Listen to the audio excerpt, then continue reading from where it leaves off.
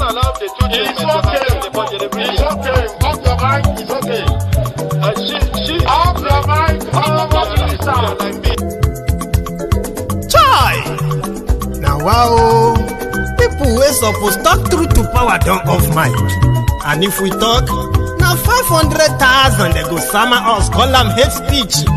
But fear not, my ego don't come. Ingo torchlight every corner, nooks and cranny of all these bad people where they spoil our country.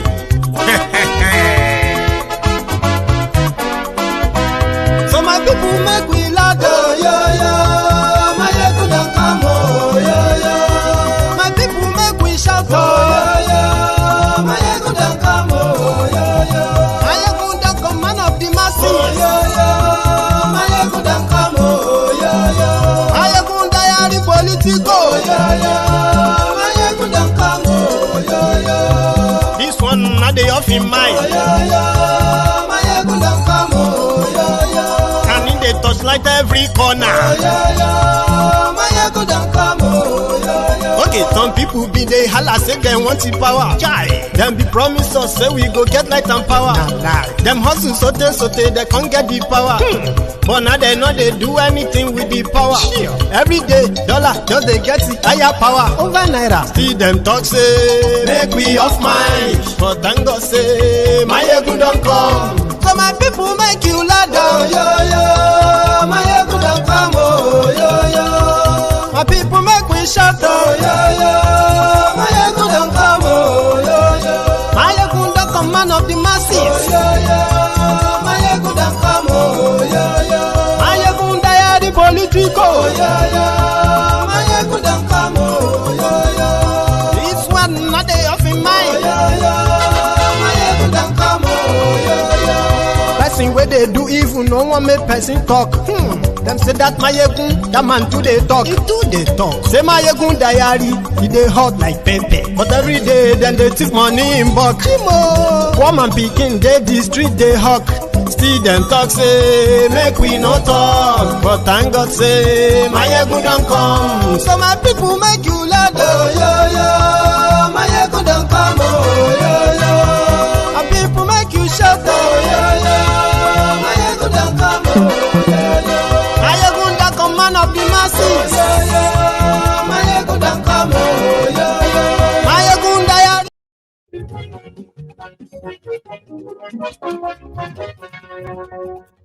Hello there. My ego now I'm on do.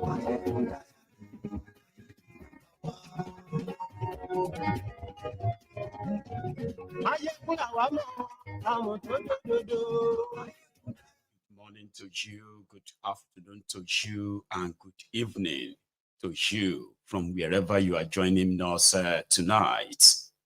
It is Mayegun Live.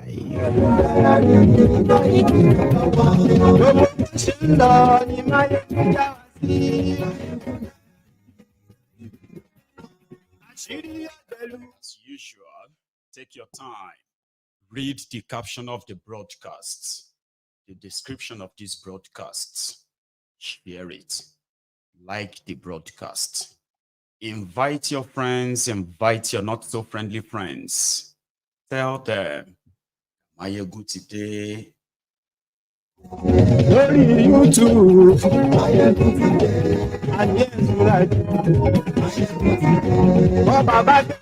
Innocent. Obi. How is everyone joining us this hour? How are you doing? There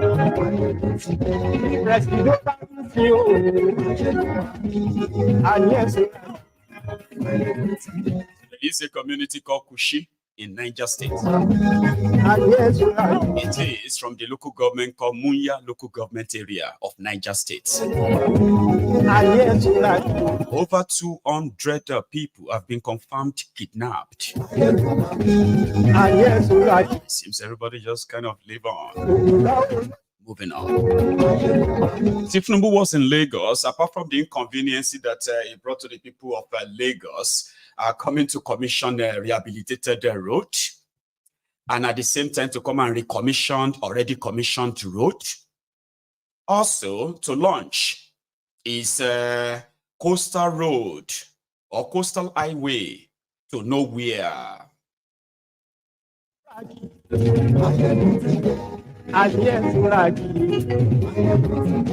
Kano saga is still raging. Remember that. Yes, they are still dragging. Who is going to be their emir? Different court orders. They are harvesting court orders in Kano like they are harvesting guru as we speak.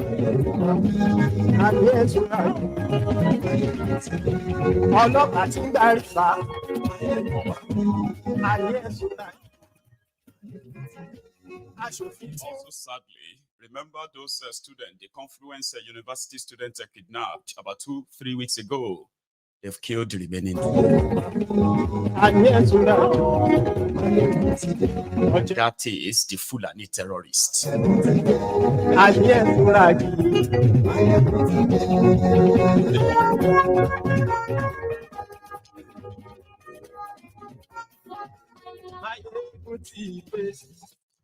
So much today. Now, good morning to you. Top of the moment to you. Good morning to you. Good afternoon to you. And then good evening to you as you are joining this hour. It is Mayegun Live. And we are starting from the news that it's not news in Nigeria. How do people kind of live with the stories of mass kidnappings, and people kind of just move on? They read it like anything else. Ronaldo scored 4 goals for his club. Oh, that's great. 200 people got kidnapped in Niger State. 200 people. Okay. What's that? Oh, Tifnumbu is going to... That's how you see the news. Now, the people from this community speaking, the survivors, speaking to the press or speaking to giving the accounts of what happened. They said these Fulani terrorists invaded their community. And don't ever forget that their governor, the governor of Niger State, his name is something Bago. Or remember that, Bago? Now, that Bago guy came out and he said publicly, he said the military should not come to Niger State to flush out terrorists because Niger State is the largest concentration of the Fulani terrorists in Nigeria. According to him, they have more than 1 million, according to him, Fulani herdsmen in Niger State alone. He didn't want to call them terrorists. He said, we have these bandits here, but we want to make life better for them. We want to discourage them from crime, kidnapping, robbery, stuff like that. That's what he said. He said they are going to use non-kinetic forever, which means the soldiers, the military should stay away. Niger State is the place where the Fulani terrorists have been so well equipped. Baba, they fire a land surface to here rocket launcher. Okay, not rocket. What do you call that? Baba, this guy shot down military fighter jets. Do you know how military fighter jet flies? Right? I'll tell you. Now, they have killed over, in Niger State alone, in the last 2 years alone, these terrorists, they have killed more than 50 different security personnel, from soldiers to policemen to civil defense to JTF. They kill them at will and kidnap some of them if they have to. In Niger State. And what happened 2 nights ago was that the people of Kuchi, that is the name of the community. Hang on, let me see if I get that right. Yes, Kuchi. Now, the people of Kuchi, who have always been under the incessant attacks of these terrorists, okay, they say when they came in their hundreds, right? And they ransacked from village to village. Kuchi alone lost 160 people who are currently being held captive by the Fulani terrorists somewhere inside that Niger state forest. And you know what? These are just ordinary folks. I'm talking about ordinary folks who have been browbeaten by the failing economic policies of different governments in that contraption. These are those who are the victims of bad governance. But yet, they have become so vulnerable that they have become more or less like the pawn on the chess table of those who are supposed to keep them safe from the Islamic Fulani jihadists that are doing this. Now, you see the conflict of how do we tackle this terrorism has been a big issue, especially with different governments in Nigeria, because those who are sponsoring the terrorists, they are also those who are holding different powerful political positions, government positions, military positions in Nigeria. Compromised individuals who are so comfortable to negotiate for terrorists, while their own citizens are being subjected to, oh God,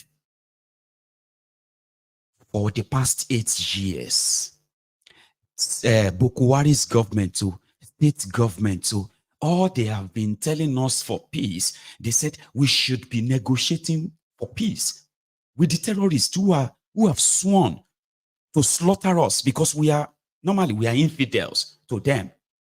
We do not worth anything to them. We do not want to have anything to do with them as well. Okay? If not because they forced all of us together in this contraption, we will never have anything to do with them.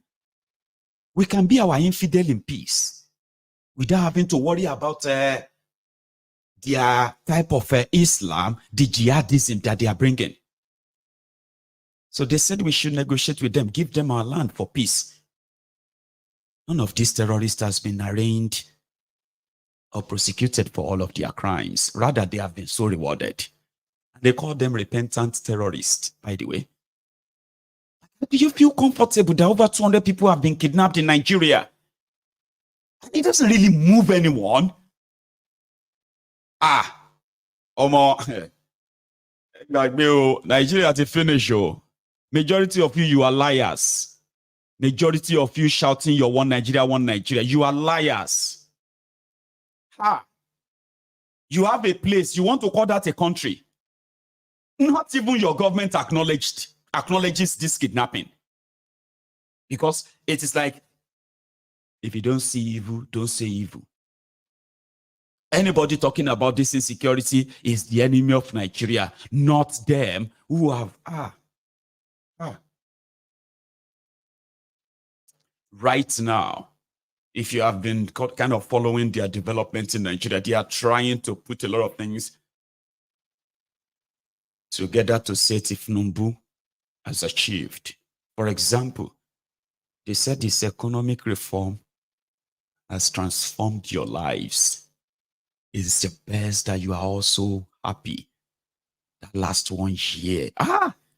Tinubu's economic policy, foreign exchange, all those things, they are dumping them on people now. To the point that Bukuwari commissioned Third Mainland Bridge, when Fashola said he was renovating it then. Now, they felt like, oh, we didn't do it well. Excuse me. They re-awarded it. And around that time, Tinubu came in. Now, they have finished what they have done on Third Mainland Bridge. They have listed it as achievement of Tinubu. Dangote refinery, and Dangote, the road that Dangote constructed with concrete since 2018, Tinubu is in Lagos yesterday to commission it. Dangote was there too, reading speeches. A lot of them were there. Akpabiole and the rest of, they were all there reading speeches. Tinubu's this. And that's when Tinubu said, his coastal road, when completed, is going to generate over 30 million businesses. 30 million, not 30 million jobs, so businesses, that's what he said. He said, you see this coastal road that is going to cut across this, across that line, yeah, right? It's going to bring businesses from all over the world who would love to have their business next to the coastal road in Nigeria. Okay. And also he said something like, he has also sort of awarded or provided money to construct Sokoto to Badagry Road, which is 1,000 kilometers. Lagos-Calabar is 700 kilometers. Then he said he's also constructing, I think he said something about constructing something to Ghana as well. Like, it's just like, Tifnumbus is embarking on ambitious road projects. Omashoju, wow. But in reality, this is Tifnumbus' record. In the last, 1 year. The one that all of you can attest to and tell me how this actually makes your life better. Okay? Because Tifnubu has done so well. But look at your screen. Petroleum price jumped from 167 naira to over 700 naira today. Food inflation from, from 21%. I don't know why they put 24%. It was never 24%. From 21% to over 40% now. Food inflation. Inflation rate from 18% to 33.69%, but they said it's 22.41, okay? See, inflation is up. Diesel from 844 naira to over 1,400. Foreign reserve dropped from, it was never 35 billion though, but these guys put that out, like NBS, Nigerian Bureau of National Bureau of Statistics, okay? So they said from foreign reserve from 35 billion down to 32 billion. Tifnubu have already stolen 3 billion in your foreign reserve in a year. He added no shishi to it. Okay. Now here is another one. Exchange rates from 461 naira to $1. It jumped to 1,479 naira official rates. Now, okay. Oil production. Okay, they said that one has increased. We should have given them more money, Abby. Now, take a look at the GDP growth. It's also another cuckoo. They said, Nigeria GDP growth rate has increased. You see these two, that, Nigeria is now producing extra 100,000 barrels. Nigeria has gained 30, what is this one? So Nigeria has gained 37 or 47.47%, all right, GDP growth rate.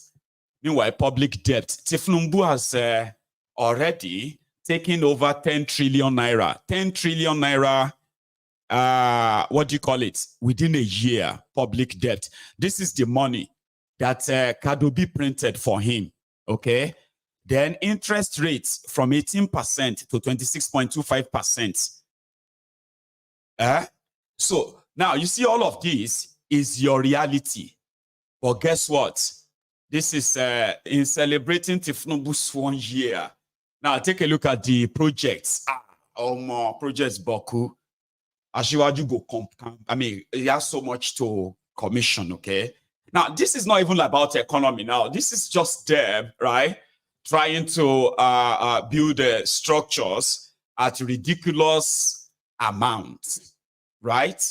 So, yesterday, Tifnubu was in Lagos to commission concrete paved Apapa and Tinkan Island ports, which was done by Dangote since 2018. They took Bokwari there last year because Dangote, that constructed the road, received a tax, break. It is like, say, Dangote was supposed to pay 100 billion in tax. But instead of him paying that 100,000, they will, instead of him paying 100 billion in tax, they will just tell him to use it to construct concrete road. Now, he doesn't have to construct 100 billion naira concrete road. All he has to do is that, okay, you know what? I will construct it from here to that place. And then you can give me tax break. I won't have to pay tax to you. Say, yeah, please do it for us. This is the way the elite rob the people and rob the government. Do you understand that now? And somebody like Dangote has been enjoying that a lot. Sometimes he complains of losing money, just to sound like he's actually a real businessman. He is not. Do you understand? However, so Dangote was already constructing this road because they gave him tax break. He didn't do it for free. He cheated Nigeria. It's like using 20% of money you are supposed to pay as tax, using that to construct a short road, okay, and keep the rest of the money. They do that for businesses, just to encourage, you know what I mean, like, or it is robbery. They won't do that for you. No, they won't. They won't say, okay, you know what, don't pay your tax. Go and clean the streets. Go and clean some areas and pack everything and keep your tax. No, they won't. Just for them anyway, yeah? But he did that already. Now, Koolu was moved to Lagos to go and commission that for the second and third time. So also, they said, oh, Tifnumbu is going to commission audio commissioning. They said 330 roads across Nigeria. So which means that would be in saying, oh, in another 1 year, they can plaster your screen with a list of 330 roads. Imaginary 330 roads. Anyway, as part of Tifnumbu's 1 year, 700-kilometer Lagos-Calabar super highway to nowhere. Now, he also assured them, he said, a lot of people don't believe that they will construct the road. Tifnumbu said, some of you don't think we will do it. I will do it, Abi. Don't worry. I promise. I will do it. I will complete it. People like Mayegun and others who don't believe that I want to build this road. Okay, I promise you now. I assure you, I will build it. Okay. You have to. You already gave your friend 1.1 trillion naira. You've already given him the job for 15 trillion. And the Sokoto to Badagry also is given to Shaguri. So if, Lagos to Calabar, 700 kilometer is worth 15 trillion, which is practically like $12 billion. So how much do you think Sokoto to Badagry of 1,000 kilometers will cost? None of this will see the light of the day. It's not because it's not good though. Okay? Like, listen to me. Infrastructure is good, especially if it is serving the immediate need, which Nigeria seriously needs. Abi? But when you know that the intention is actually not to build any road, okay? Or the intention is to make an impression good enough, convincing enough to make people believe that you want to actually construct 1,700 kilometers of road. Sure you get? I will be here. Because I've told you many times, all right, what we feel about Tifnumbu doesn't really count. What we say about Tifnumbu doesn't really count to what Tifnumbu thinks of himself and those around him, the bunch of thieves around him. Some of these thieves that a lot of you are waiting to see if God will touch them and they will change around. Lola. So me telling you right now that I will be here and there will be no road built. Okay? So let them do their Lagos side, 47 kilometers. And that is the only one that they will build. Yes. In fact, they have made people of Calabar to believe now that, you know what, we're also going to start a building from Calabar so they can meet. Impressive. So the thing here is this. If people like Mayegu believes that Tifnumbu is a criminal, okay, and what the criminals does most is to come, to steal, to destroy, and to kill. Now, it is now left for Tifnumbu, not me, to prove people like us wrong. But they can't. As much as I would actually love them to prove me wrong, I mean, if you begin to generate over 50,000 megawatt electricity and you are distributing over 40,000 or the whole 50,000, do you think if I like Tinubu or not, why did that? Eh? Now, if suddenly the Nigerian military and the rest of them that are already compromised decided that they once and for all they want to end the terrorism industry that is so huge in Nigeria right now, by the way. And then they decided to start going after those terrorists, you know, clearing them out, killing as many as they can, arresting as many as they can, and put them on trial to life in jail. Build turn Sambisa Forest into a concentration camp. And put all the terrorists there. Let them die one by one. And see if somebody like Mayegun will still come out and say, hey, Nigeria is not safe. Oh, they are kidnapping people when they are not. All I'm saying is that it doesn't matter how you feel, okay? You see, logic, you cannot step logic in his head. We know what these guys represent, and we know what the end goal is going to be.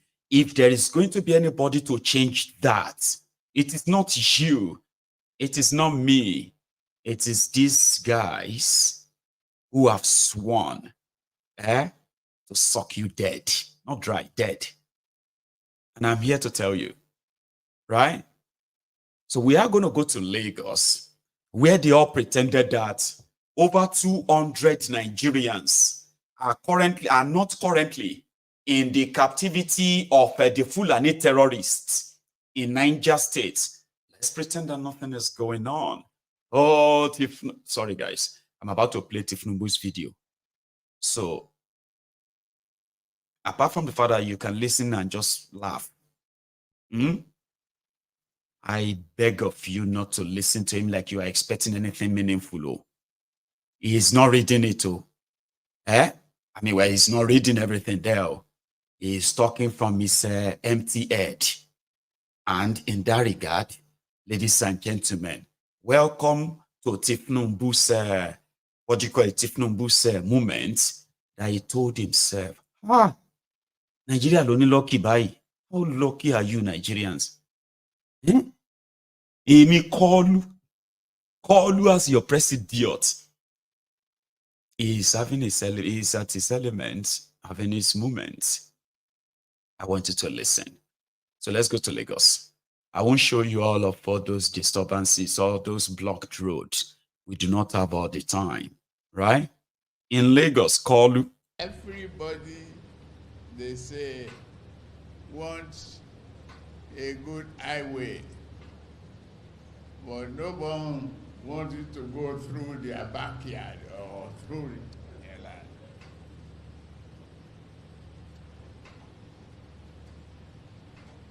I thank you tremendously. The chairman of ITEC, Ambassador Gilbert Chaguri, and my partner in daring, Engineer Roland Chaguri.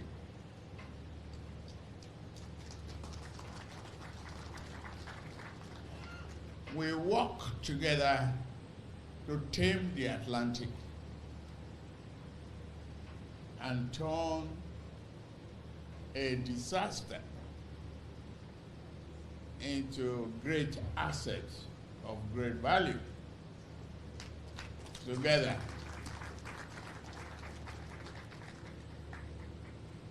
we lost weight,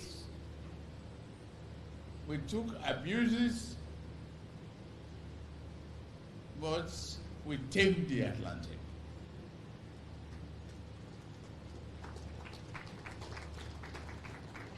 We achieve our goals. Yeah, again, we are in it together. Thank you, Roland, for being who you are.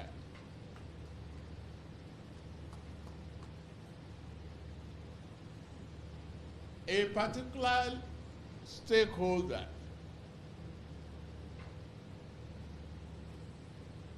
responsible corporate leader,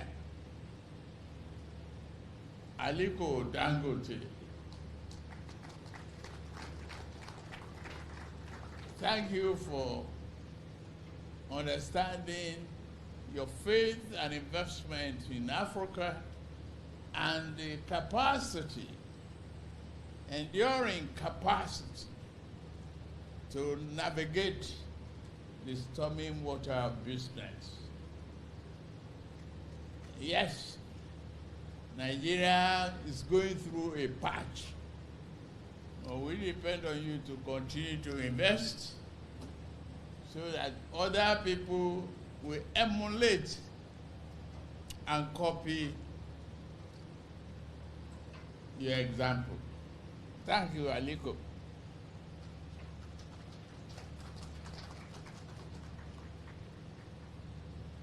Distinguished senators, to me, today is my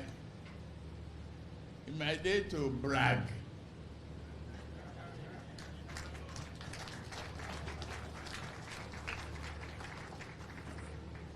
Whether you like it or not, you are here. And the hope is here. What else? If you have hope, you have Rahman, you have Asiwaju, and you have Dave.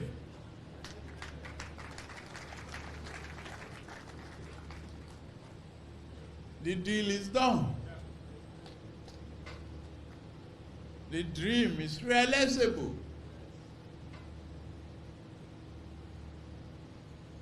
Set on a journey determined to build a nation of prosperity. Embark on bold endeavor so that your country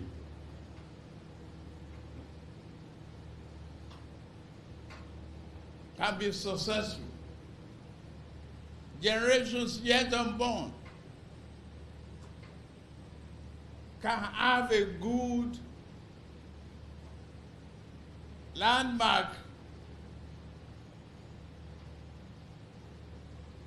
and memory to treasure and good understanding to copy, good education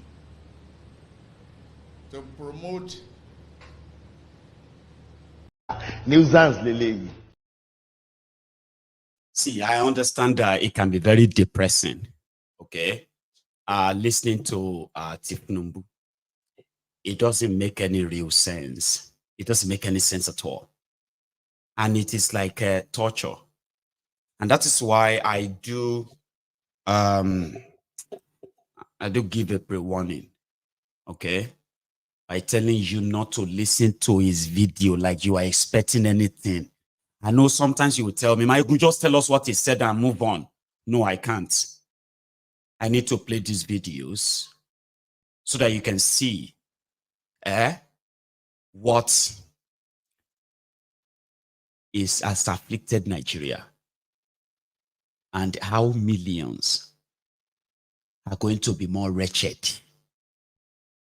And characters like that, they will continue to lead you in a contraption that is so lawless. That's the best you can produce. So tell me you are so ashamed of watching Tifnumbu going from left, right, and without making any sense. Our children, landmark, we are able to live with them. Hope is here. Abbas is here. Ashiwaju is here. Dave is here. What else? What else do you want? The deal is done.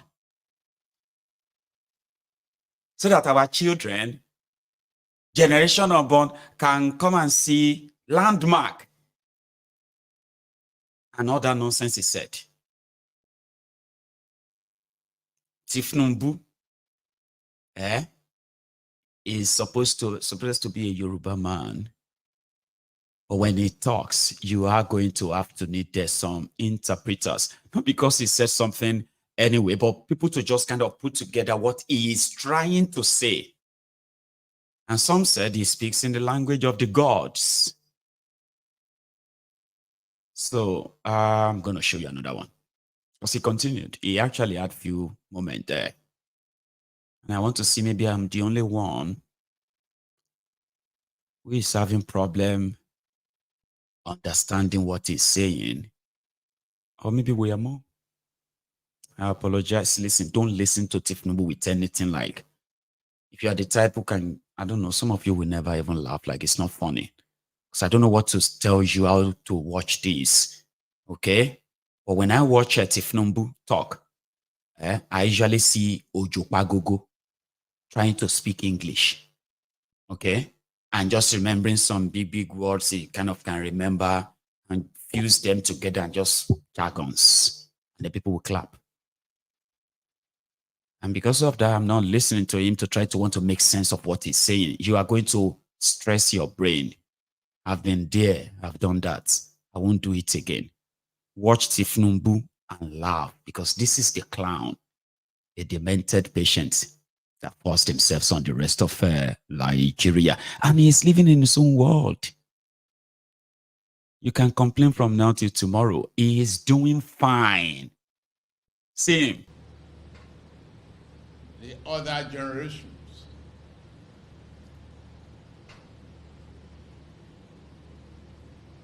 I said earlier, it's my bragging day. Who said, we will do this road. We are determined to do it. The way we are going, we have a road that will outlast us and outlive all of us here present. That is how to build the future. The project is just more than a mere road. It's a symbol of hope, unity, and prosperity. It will connect communities, bring prosperity to people, create opportunity for millions.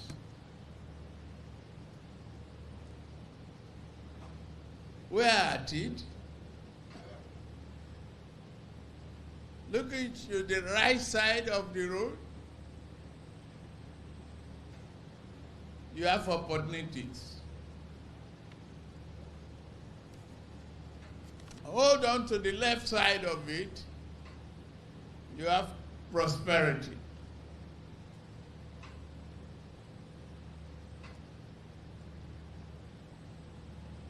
For our nation to excel, we just have to be bold and courageous in our endeavors.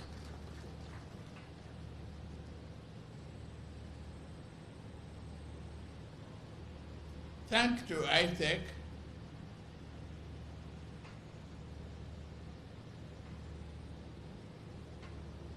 for believing in us and believing in the country, Nigeria.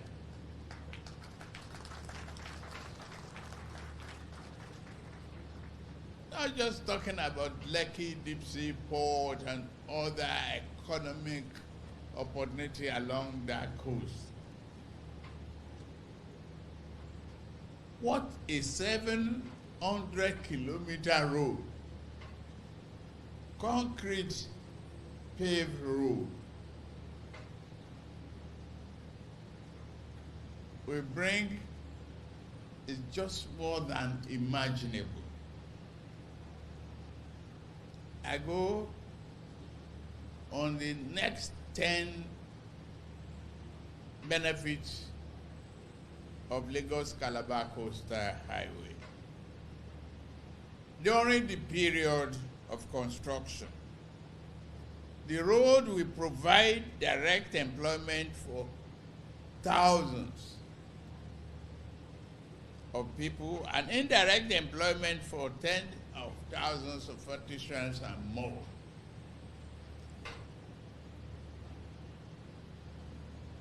Economic opportunity for millions is being opened.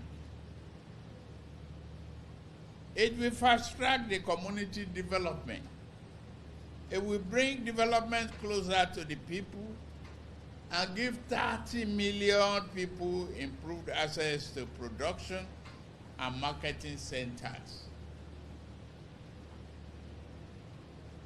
You can easily predict a journey vertically and go along the horizontal line and do the definition of your geometry.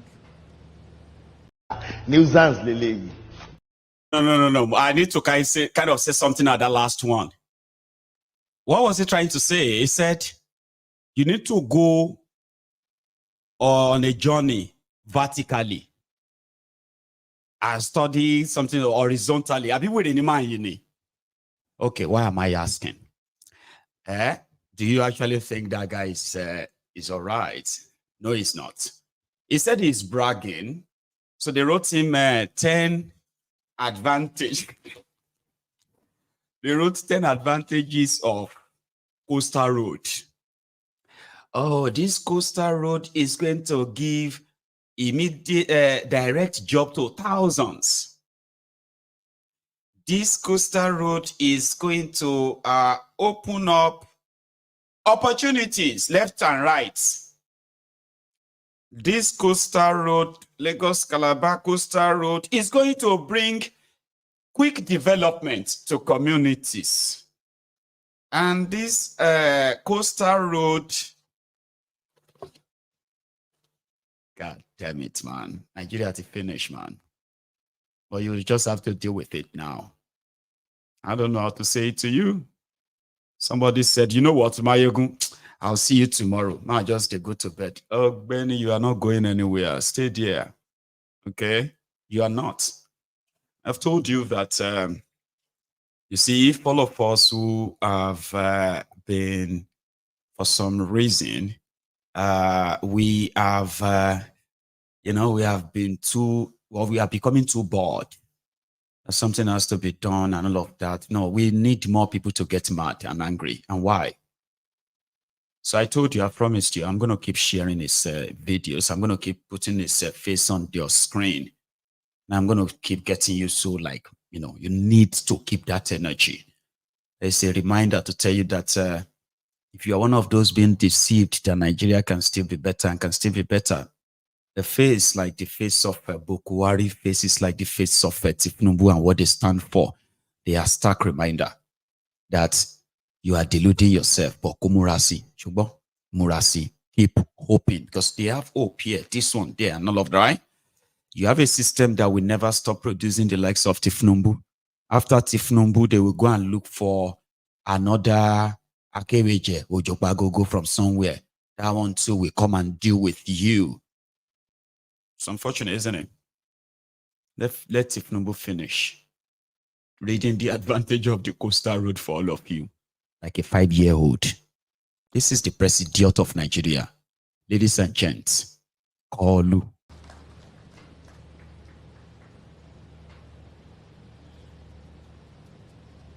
How can you exploit the maritime industry of this country?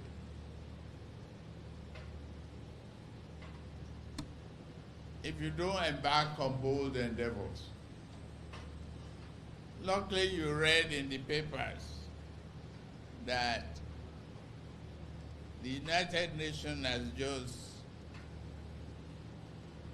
approved the extension of Nigeria continental shelf. Take advantage of it.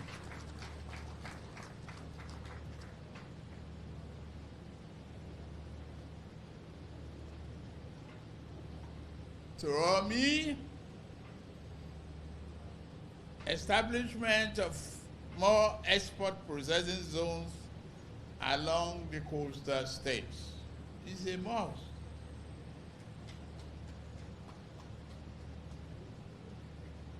The security in our region will be improved.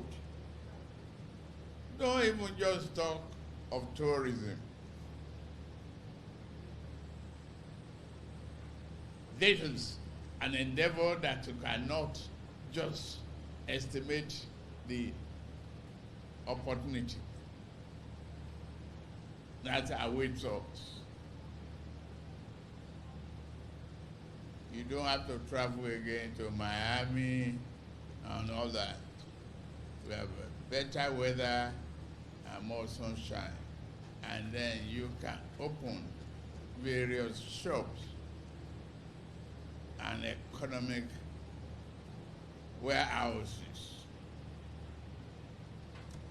Will we protect the shoreline?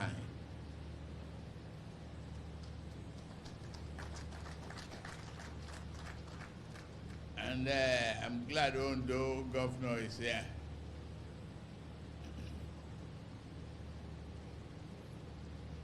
He's been running away from the ocean surge. I wonder whether you were able to campaign there yet.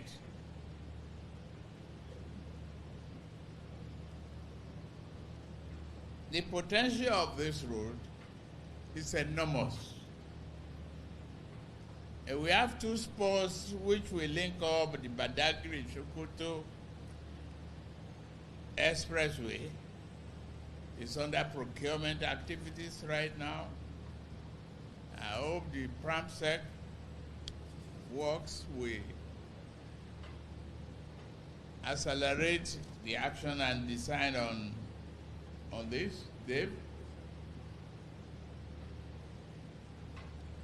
The financial model is being spelled out. I commend the Honorable Minister of Works once again.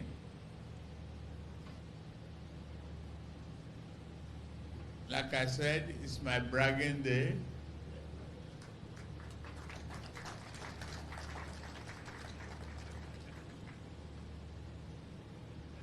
Don't be afraid. We will do this road. 700 kilometers. It will be a success for Nigeria, and we'll do more of this. You and I together, the whole Nigeria, a very bold endeavor. Please share with me, share in the joy. I am a very happy man today. Thank you very much. Nuisance lele. Why won't he be happy? Just for the conversational sake, okay? Lagos-Calabar Expressway did not go through any form of, competitive bidding. It was all in-house, all right? Shaguri, Tifnumbu's son's company, so to say. I mean, he has about a 47 or so percent stake in Shaguri's business, so nobody competed with him. So he got a road contract of over $12 billion, and that's Lagos-Calabar. So Tifnumbu is projecting. That's what he's doing. He's projecting. It's like me saying, "Oh, Mom, if this road is completed, well, we are going to make so much money." Oh. The road that was supposed to be constructed by private firm, they were supposed to build it, then operate it. They will collect tolls on it for about 25 or so years. And then they will hand it over. But they will build it to standard. Nigeria was not supposed to spend a dime. But Tifnumbu came in. He decided that Nigeria will borrow money or print it, whatever. And he gave the contract to himself. Now, it is a, you will say, oh, but there's nothing really wrong, even though apart from the conflict of interest, if they do the job, Abi. Ladies and gentlemen, Tifnumbu called in, what are they called again? Is it CCECC or so?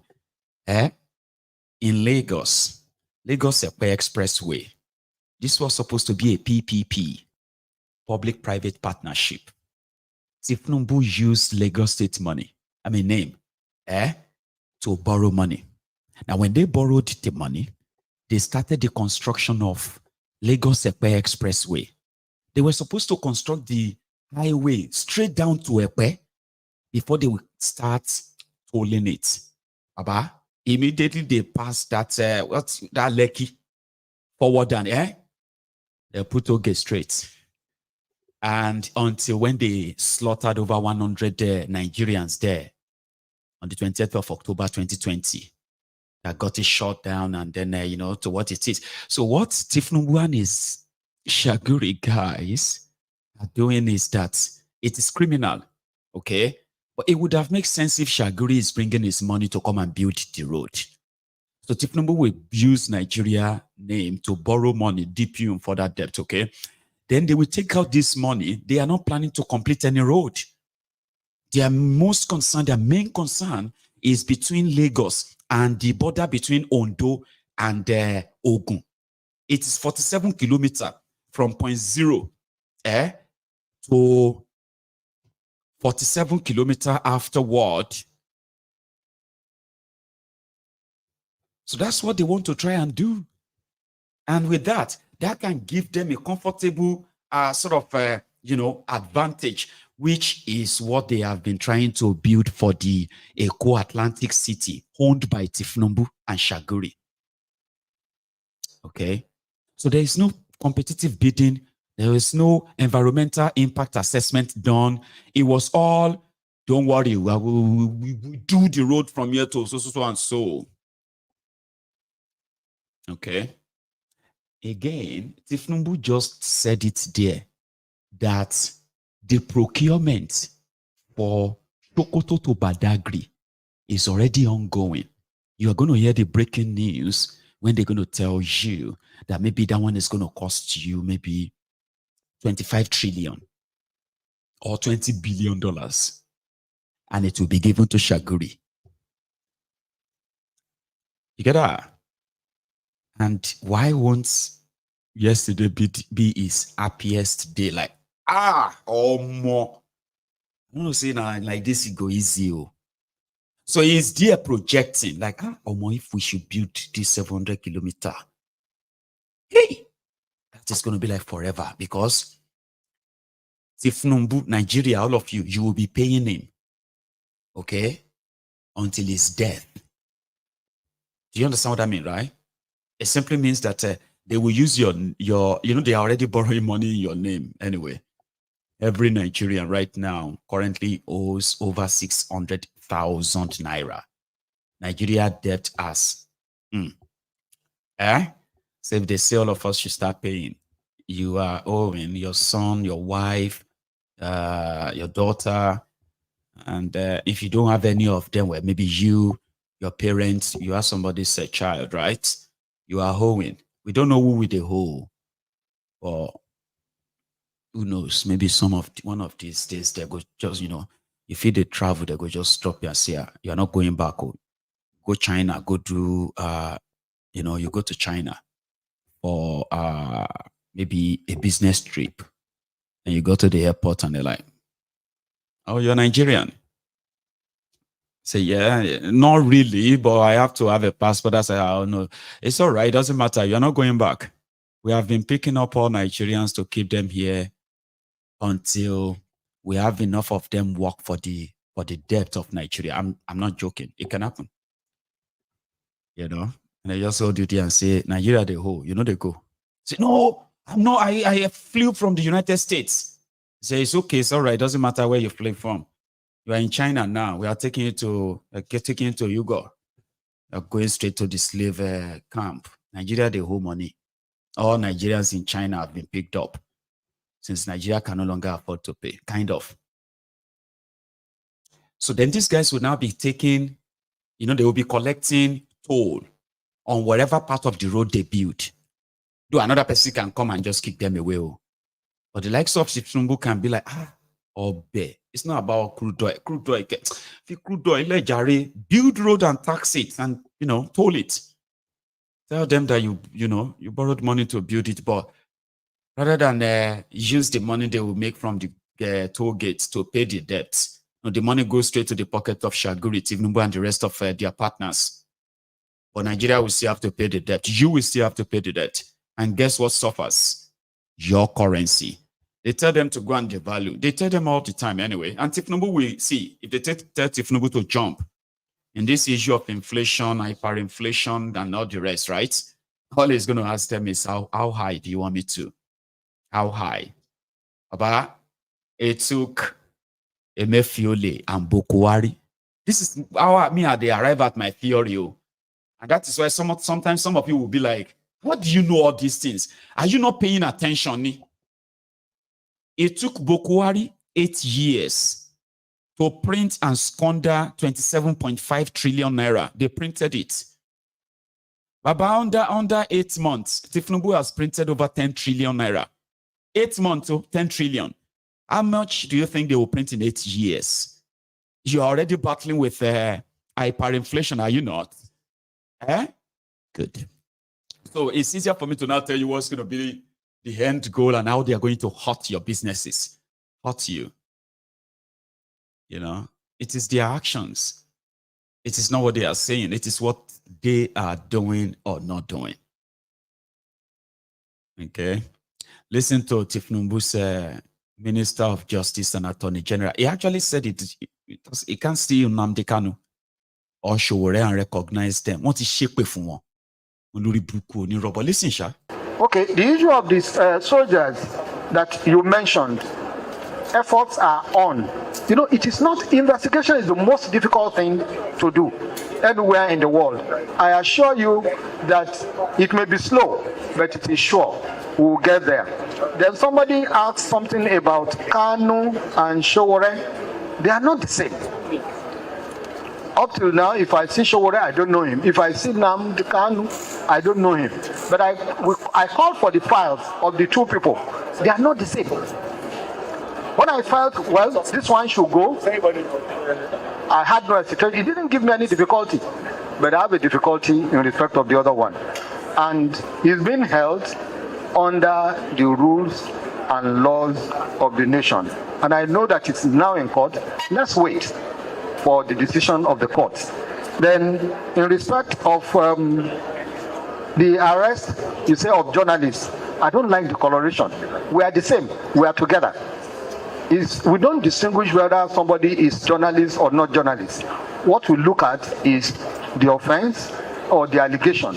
And it doesn't mean that you have been convicted or found guilty or culpable of the allegation made against you. All that is required is, we have something against you, just proper explanation. And you go.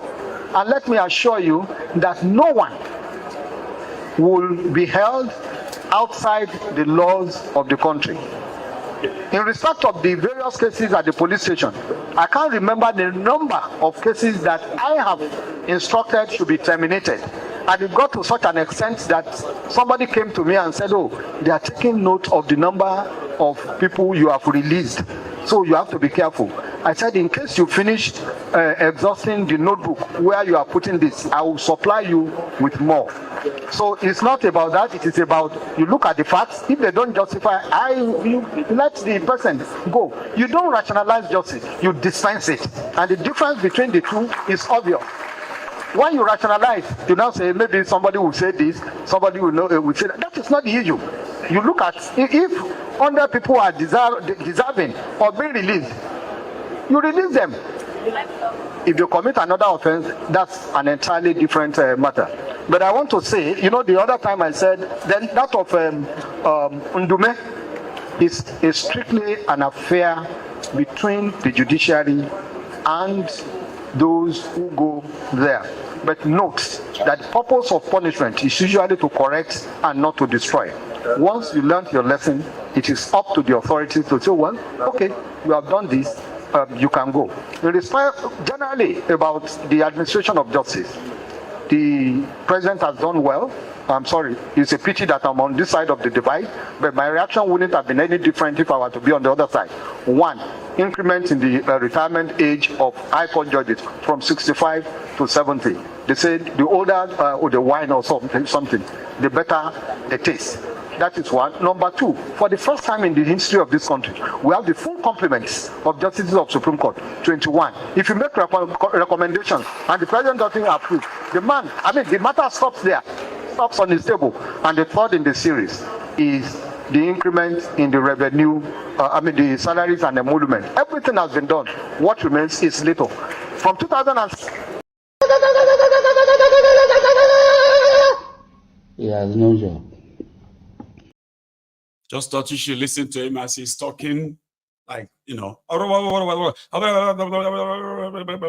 it's all jargons, it's all nonsense. Honestly. Like, if you pay attention, it's absolute trash, all that he's saying. But he's saying them, like, confidently. Oh, I do not know Nnamdi Kanu. Oh, I do not know Showore. What a bollock. A baloney. That's why this is a baloney. Nonsense. Then he also said, let us wait for the law of the land to, he believes that he didn't know Nnamdi Kanu, right? So he believes that the law that is holding him is the law of the land. No, it is not. You are holding him illegally, mister. And he concluded it by saying that Tifnumbu has done so well for the judiciary. Oh, the judiciary has become so better because Tifnumbu increased their salary and Tifnumbu gave them over 100 billion naira in the last 1 year. Just take it and take care of yourselves. And he brags, he says, oh, I have been very, very good to the judges. Yeah, they've got all the 21 or so Supreme Court justices. But who are those guys in the Supreme Court now? Supreme Court of Injustice. Are they not those who kind of helped Tifnumbu to hide the evidence presented in their court against him on his heroin trafficking, forfeiture of money for heroin trafficking in America, certificate forgery with all of the evidence? Those who helped to block those evidence being presented, they got rewarded to High Court and to Supreme Courts. So it's been a great year for the judiciary. You probably will agree. Abashu Lawa, what do you think? I have a personal view on this. Since I have known him, I've known his ambition. I have come to the conclusion that he was more interested in power than in what to do with the power when he eventually gets it. Now he has gotten it, he doesn't know what to do with it. It never occurred to him on what to do with it. You mentioned Lagos. I used to laugh at them in those days when he was governor. I said Lagos will do an interlocal government football competition. They will not be shy in calling it World Cup because their mindset, their whole view is just around Lagos. One tribe, one religion, people that by nature are hierarchical in their leadership style. The boss talks, everybody falls in line. And that's the Yoruba culture, isn't it? There are no two bosses, no debate. The boss says it's done. It comes into a national scene where 200 and something tribes, everybody with his own challenges, everybody with his own ambition, everybody with his own local issues. People in a system in which no matter how good you are, there are some people from the beginning will make up their minds because you are not their man, they will not allow you to perform. He got into this system, surrounded himself with the Omelokon people, and he's out of his element. Well, the vice president is not an Omelokon man, so that should be one of his closest advisors. So that's Babashto, the man that bought Tifnumbu's presidential form and submitted same but he cut off ties. He cut off ties with Tifnumbu. The moment Tifnumbu went for tickets, Muslim tickets. And since then, he never really stopped to remind Nigerians of what they are up against. This man and his guys, by the time they are done, Chaise, he said. Anyway, I want to take you to Kano because this issue of this Kano emirate is not over. Okay? Remember the last time it was the deputy governor who raised an alarm and said, oh, Adubayero was returned back to Kano by Ribadu based on the intel and information they got. But yesterday, the guy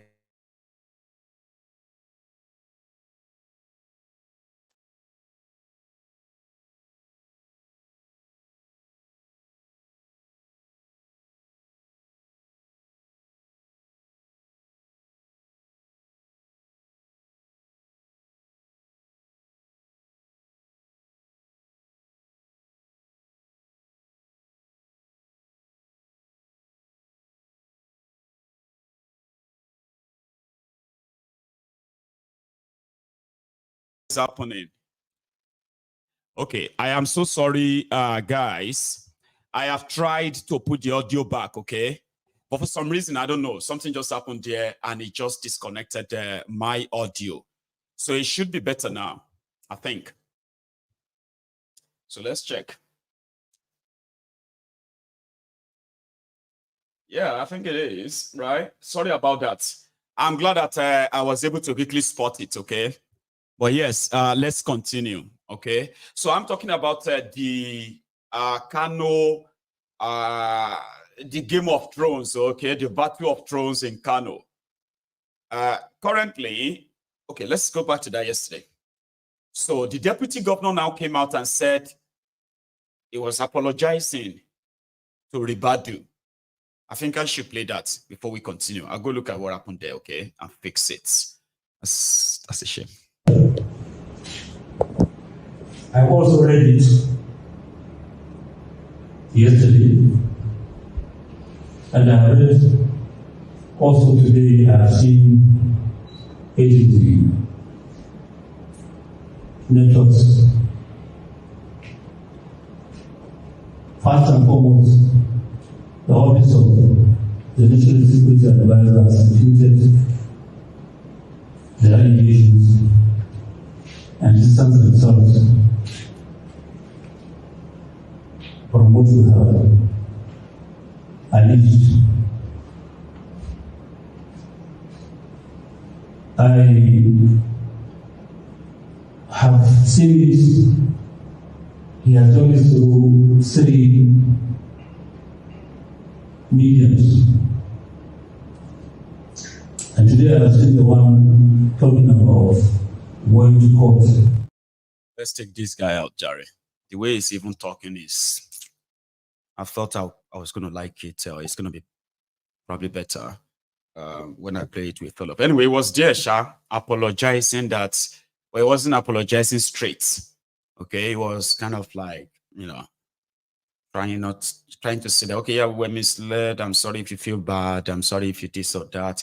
Ribadu said the reason why he sent soldiers to Kano was because they wanted to forestall any breakdown of law and order, like people taking laws into their hands.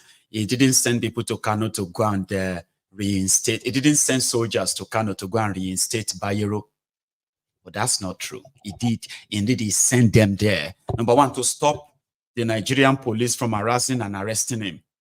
And then the next thing is that the removal of Bayero is not done properly. So this morning, Bayero was seen in Nasarawa when he came out of the temporary palace they put him in. It wasn't supposed to be an emir anymore. He should just take off that bed sheet in his head. You know, take off that bed sheet and just dress normally, man. I mean, like, but it's not going to let that go. No, you're just saying nonsense, Mayego. Take what bed sheet off. The bed sheet is official. I am the emir. Kind of.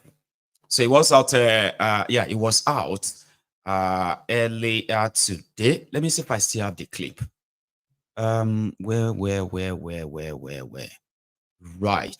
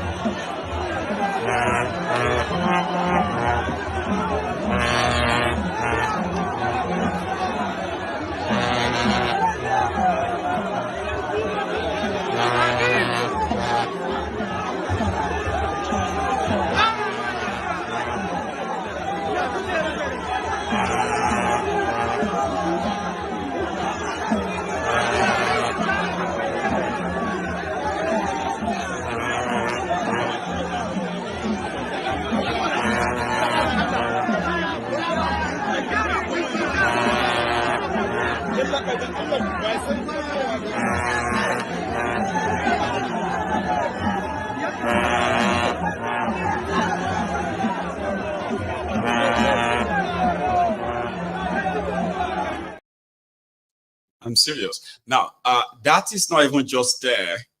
Inside that same palace, there were other supposed Serikis or Sakis who come from Kano to pay homage to their emir. I'm serious. Take a look. Inside his own mini palace yesterday.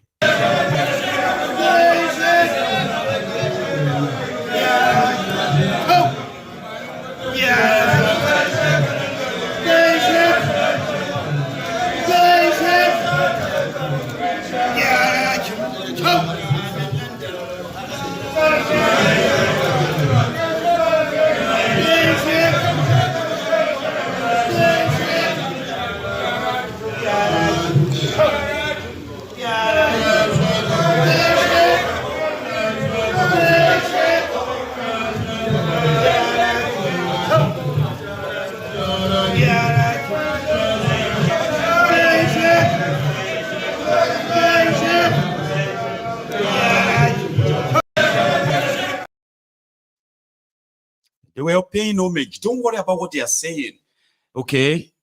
But that's how they do it. They sing his praise, all of that. And people come in and they just rank a day, like that. Then you get up. That's you paying homage to the emir. Then there is another court injunction that came this afternoon.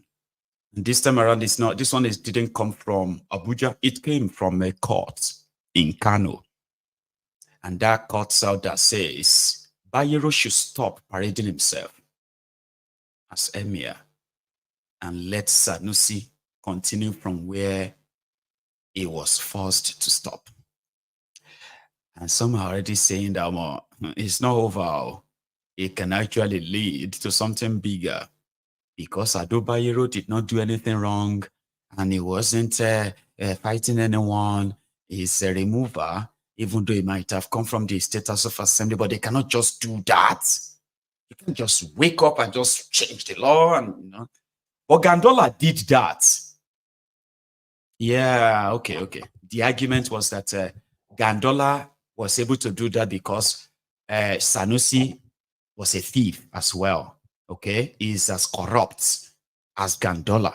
So Gandola used that on him and got rid of him. But listen to this guy, this Kano issue. Well, let me start with the clip I just watched. They are talking about the need for reinstatement of Emir Aminu Ado Bayero as deposed Emir. Those two statements are wrong. Number one, Ado Bayero is not deposed. Number two, there is no question of reinstatement. Let me clinically x-ray and analyze the whole thing in summary.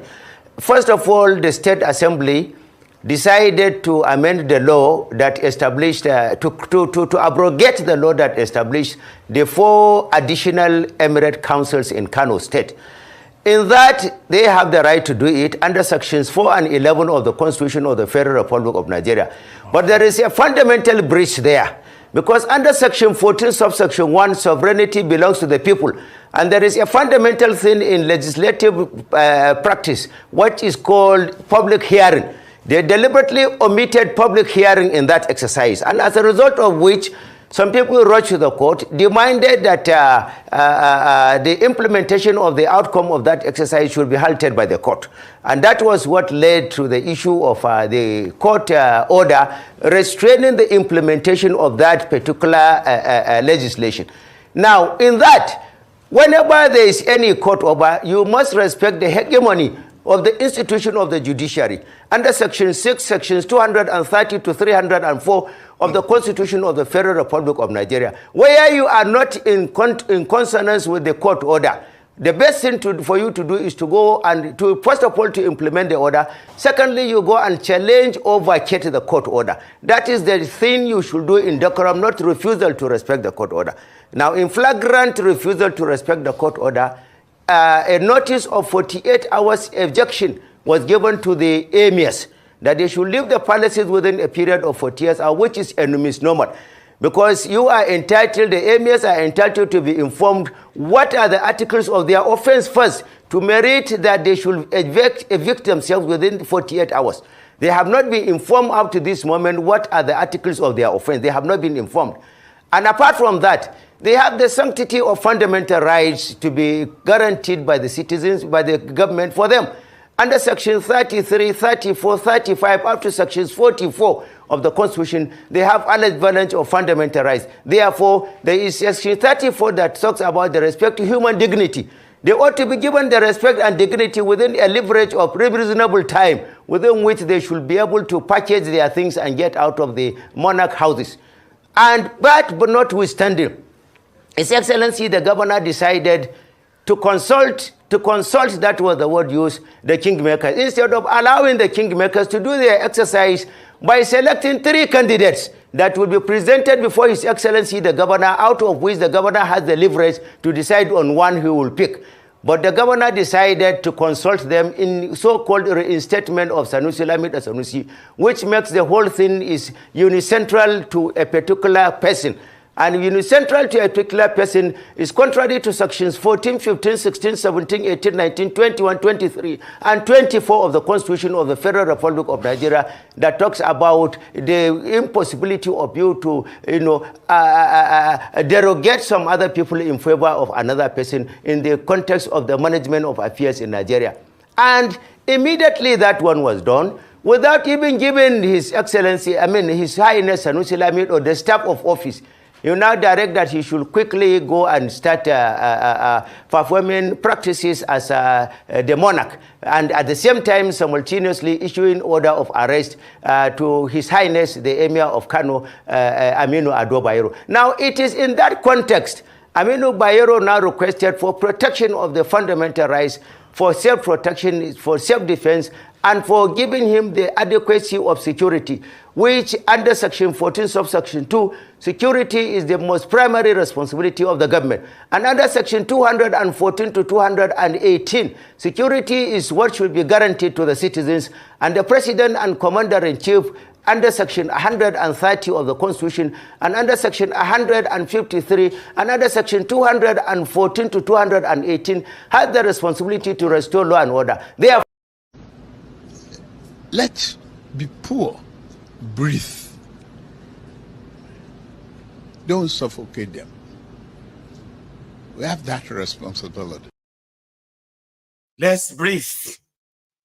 Somebody said, when it gets to their turn, you go no say then sabi law. You don't understand. They sabi law very, very well. That is why they were able to argue that Sharia, which is their own Islamic law, is not against the Constitution of Nigeria, and they won. And that's why you have Sharia there. Sharia wasn't like something they demanded, though. They pushed in a way that they always get whatever they wanted if they put in, right? But this one had their own wahala. So that guy who is, let us brief on this section, subsection 207, shut up, man. So all of that is just going to kind of, in a lawless country, all that will not matter. It not go matter. You get that, eh? Say all this your fine face, all this fine face, fine body, all this your money. They not go matter forever, no. They know they count forever. right? All this grammar, this law, and of these things, they count for anything in a lawless country. You are just, why would you even go and study law in a lawless country in the first place? Who studied law? Who go on to go and become a lawyer in a lawless country that has no law that they obey?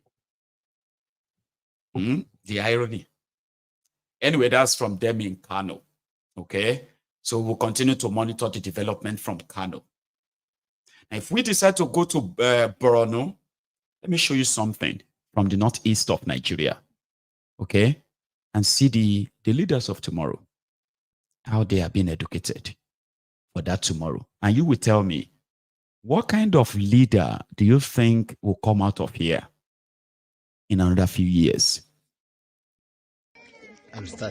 This is a primary school and even a junior secondary school in one of the states in northeast Nigeria. Okay, it may interest you to know that this is the GS1 class. Am I right? Yes. This is GS1 class, and then this is what? Primary what? This is primary 4 and 5. Please come close. Let us see the building. Let us see the board. This is primary 4 and 5. And then we will go to the other classes. Please let us see the building. This is what they have as building. And then we have primary 3 and 4 here. This is primary 3 and 4. We have the primary 1 here, or the KG. And then there, we have primary what here? Primary 1 is here. And KG. Okay? And then it may interest you to know that this is a school that is under the state government. Like I said, it's one of the states in northeast Nigeria. I wouldn't want to mention the state, so that the state will not see us as putting them in bad light. We are calling on well-meaning Nigerians to support these children. It may also interest you to know that the children in this community are up to 250. So there are 250 children of school-going age in this community, but this is their primary school. This is the school. This is where they take, their teaching. And then one surprising thing is that there is only one teacher in this school. Only one teacher. He's the only one that goes around to teach all the children. He teaches GS1. He teaches primary 1 to up to 6. Just one teacher. And the teacher is under the employment of the state government. We are calling on well-meaning Nigerians to support Action in Nigeria community sponsorship program, to partner with us and get a formidable school in this school. You can come to Action in Nigeria in our Abuja office, contact us, and then we will tell you how you can get here and then support us to build a school for the children. Now you can see part of what we provided for the children is this bag, which we use in supporting the children in the school. So you can do more by partnering with Action in Nigeria to get a formidable building for these children. It is not about the state, but about the education of these innocent children, who are deprived of the basic necessity of life, which one of them is education. Thank you. Nigeria is so corrupt, which I regret the day I was born in this country. It's unfair. This is unfair now. This is unfair. Nigeria is so corrupt, which I regret the day I was born in this country. It's unfortunate, bro. And you see me, when I show you, the reason why I actually brought you that video is just to give you. You see, every time we talk about the out-of-school children. Now, imagine that video you just saw there. They said about 250 children in that small community. But that's not small, 250 children. Those children will be miseducated or never educated at all. Eventually, now picture that and picture in that regard, okay, just picture that in every local government area in Nigeria, and then you have an idea, the pandemic of out-of-school children that they talk about. They are just not providing anything for them at all when it comes to education, you know. Like for real. But they will tell you, they are They are the leaders of tomorrow. Now, those they said they were the leaders of tomorrow are today's terrorists who are now terrorizing every one of us, kidnapping us, killing us. So imagine the danger that is lurking ahead of Nigeria. Those children will need to grow up. Majority of them will grow up without the real empowerment, no education. See the effort? They were making effort to actually have education. But the criminal politicians in Nigeria will rather use their money to buy themselves properties abroad, marry several wives, buy themselves the latest automobile. Where is Yeye Bello now? Gone into the hair, thin hair. Do you know that they have killed the remaining 2 captives? Remember when the terrorists invaded Confluence University of Kogi? Remember, Okene? I think it's Okene in Kogi. They went in, they took some of these school children, these students, university students, studying for their own exams. Then their family members started paying ransoms. Only 2 couldn't pay. They killed them 2 days ago, dumped the bodies in the bush, and told their family to go collect the bodies. Now, there is no news in Nigeria that makes that like, wow, they killed them. Yes, they did. Others who could pay the ransom paid, and their children were released. Those 2 were so not lucky. And it is the same story, even in Anambra. Listen to this lawyer. He resisted them, and they broke his head. Because lawyers can no longer move freely and do their business. On the 11th of May, at Abagana, by 8 p.m., around 8 p.m., the Secretary of Idemili branch, Barrister Chukwubikem J.S. Azoro, was kidnapped. Your Excellency, as we are speaking, he is still at the mercy of his captors. Your Excellency, on Sunday, the 19th day of May, 2024, at Okeja, around 8 p.m., my own vice chairman, who is a principal state counsel, Barrister Awa Piawa, was murdered in cold blood. Last week, Wednesday, we also got information that Reverend Father Buzuo was kidnapped in the morning around 8 a.m. around Obosi Mpo Road. The last count we had in Ihiala is that between the months of December 2023 and April 2024, about 60 souls were lost in Ihiala as a result of cult-related war. These are human beings. Every life is sacred. No life is more important than the other. These are future leaders of the state, but we are losing them in their hundreds. Your Excellency, we say we can no longer keep quiet while all these heinous and violent crimes are going on in the state. Initially, we thought that crime was limited to a particular locality, but now it has gone across the entire Anambra state, including Awka, the capital city of Anambra state. Initially, we thought that crime was limited to time. If you go to Commissioner of Police office, he will tell you, don't walk in the night.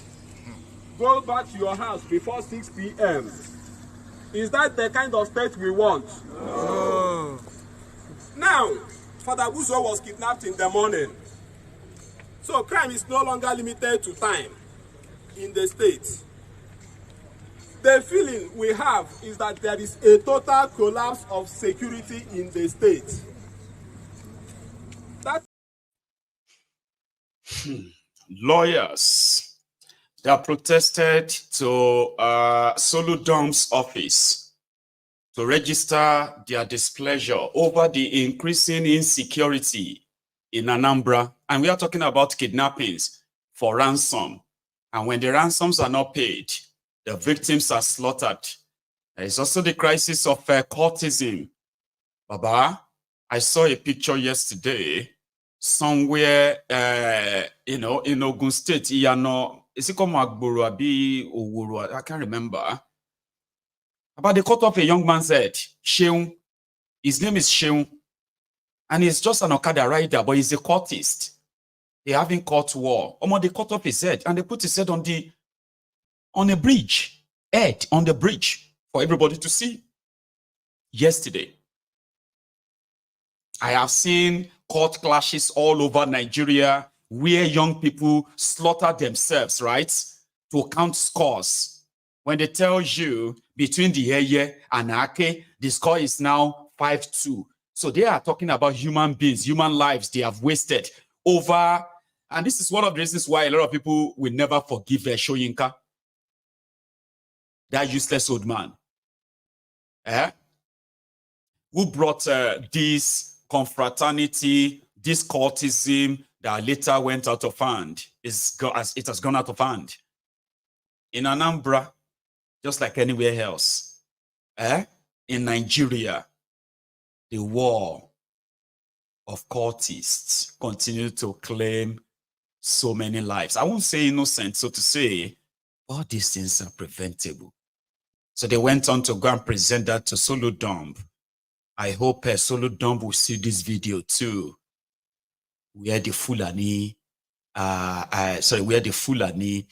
terrorist continues to destroy farms even to this day. Unu na-anya kita, unu ya afuna ndị ọlụ anyị ha kọchago nkita ata ngwa nezie na anya ka unu fuzi efi na anya n'Imo ka unu fu efi unu afu efi niile ju ebe a kita ọ na-emebili ndị mmadụ ife n'Imo unu nwa ka anyị na-agwa efi niile aju ebe a kita ọ na-emebili ndị mmadụ ihe n'ugbo na anya o efi ndị Fulani ọnya dịsi ihe niile na anya ọ na-emebili ndị mmadụ ihe everywhere ihe niile akọ na n'Imo ọ na-emebisi ya na kunu fia now ụmụaka ada n'ife na-efe ebe a so na olugo na apani hancha niile hapụ na n'Imo anyị achọzifa na be anyị na anya kunu fo efi ju ihe niile unu afụgo ya olugbo niile ndị mmadụ kọ ha na-emebisi ya na ka ha na-amụ ya mana nsogbu adịrọ ọ n'Imo ekwuzi nke emekịta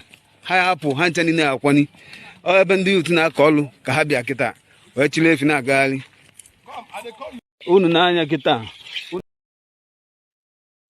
me tell you something. I will not be surprised if those cows are owned by Igbo politicians. In Yoruba land, we have some of this elite of Yoruba, Obas, politicians, who have brought in. This is like a bit of different from the real terrorists, too, okay? You see those ones that are mostly bold that way, despite all the news flying around. ESN, they never want to set their eyes on any cows or Fulanis in the eastern Nigeria. But why do you think some of them still have so much confidence to move cows around in Igbo land? Because they are not the owners. The criminal politicians who have been playing hide and seek with this issue, behind the scene, they contributed to the destruction that emboldened, okay, this Fulani terrorist. And that's why they look at all of us sometimes and be like, to the point that some of the AK-47 were even bought by these politicians and gave to this Fulani terrorists in their different domains.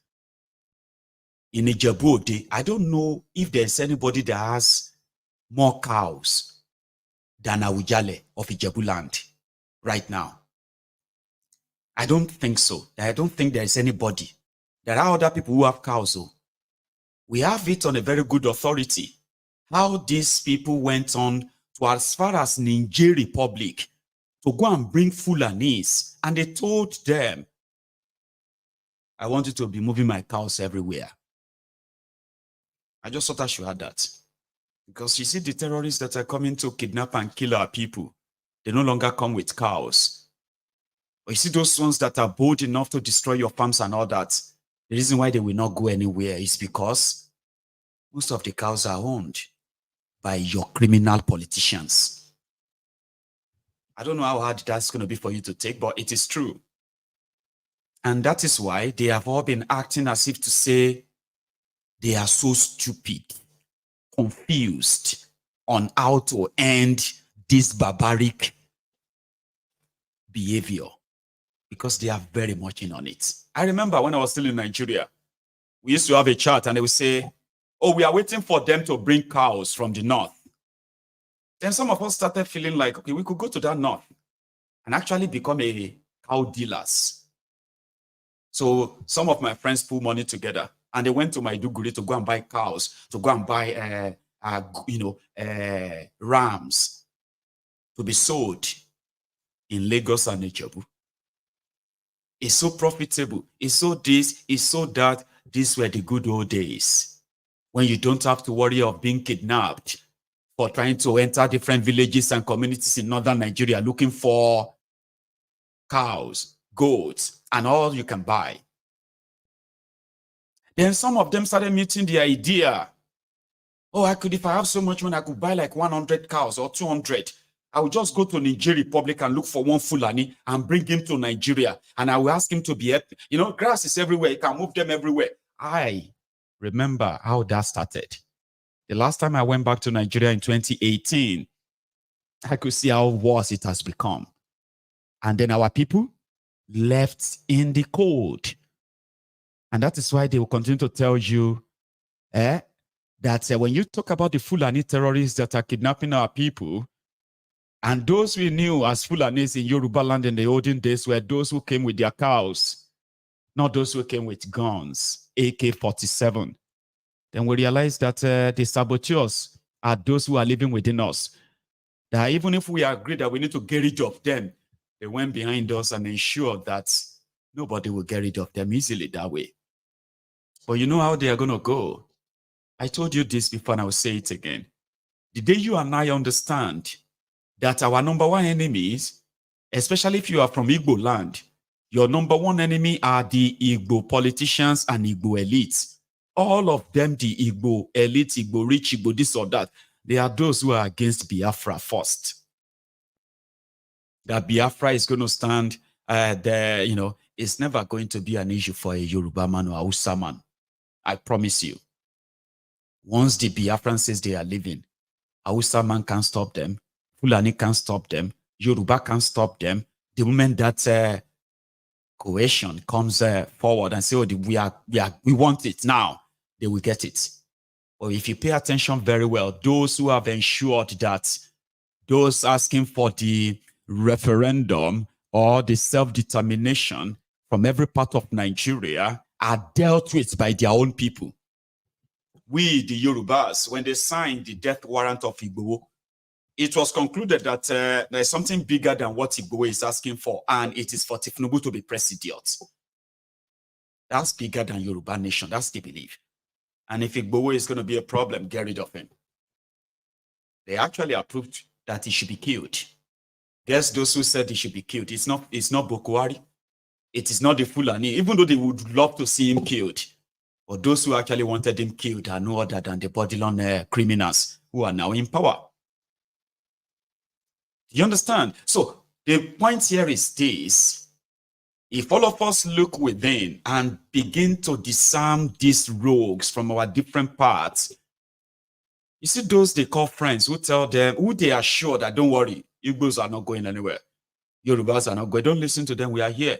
It's because they are those who are actually speaking for us, representing us. We have to get rid of them. A time is coming that we will actually have to get rid of them. And then you get the pro-Yorubas. The pro-Yorubas to man the affairs of the Yorubas. And if the Fulani and the rest of all those in Nigeria want to talk to us, they will have to speak to these pro-Yorubas who are now going to actually tell them, if you want us to still be part of this contraption, here are our conditions. Tifnubu and gang will never let that happen. You know that? Anyway, let's move it a bit forward. So the point there is that once all of us are so ready, and then we can be able to round up all these rogues who have been sabotaging, compromising our people, and indeed enabling terrorists to continue to gain ground in our region to the detriment of our own people. Our farms are almost gone now. People don't want to go to farms anymore. Like, you don't have money to farm, then you manage to get some, take a loan, and they get it destroyed. Or you could even get killed on your farm if you resist them. So what's the point? Now our people are resorting to begging to survive. We could grow our own food, but we have become so poor that we are just waiting to be handed a handout. That's not us. And those who made that happen, starting with Tifnumbu and his gang, these are people who don't represent the Yorubas ever. It's unfortunate. I hope that we will all get our bearing right, and we can overthrow some of these bastards who are saying they are representing us while they watch us being destroyed. As long as it keeps them in power, right? They can pretend that it is not happening. And I don't want you to wait till it happens to you. Yeah. Now here, talking about heartless and cold-hearted policies of criminals in charge, people who don't create anything, but they are willing to destroy. See, demolitions here, demolition there. It's not limited to Lagos. So in Enugu, they have started theirs too.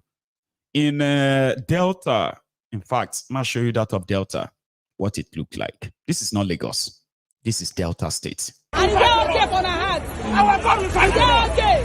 Our God will fight for us. It's our land. It's our sweat. Like, the mighty hand of God will fight believe for us. This. Mona help me. Mona help me. If not that protest now, go stop this thing. As I don't come on my door finish like this. If not the protest go stop this thing. I beg, I just go beg now. The mighty hand of God will fight for us. 6 more money where this guy gather arranging house. Finish. People are homeless. Nigeria, why? If the park government has done right now, when they reach accommodate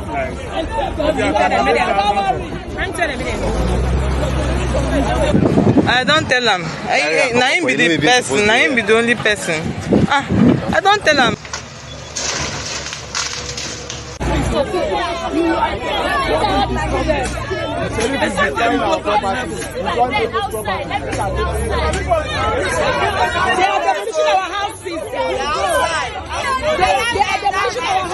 In Delta State, as was on 6. People are packing. People are in the air demolishing our houses in Delta State. This is pure wickedness. And they are destroying our houses. When I want to demolish our houses, people are packing. When I demolish our house, and they don't care for the house. When I carry to one go demolish house, and they don't care for the house. This is not fair. This is not fair. It's okay. Don't be only Lagos, this thing they happen. No, don't be for only Lagos, this thing they happen. Don't be for only Lagos. People are in fear.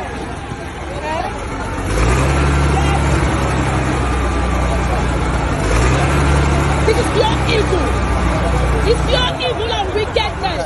People are moving their things. People are moving their properties. It's pure evil and wickedness. Why?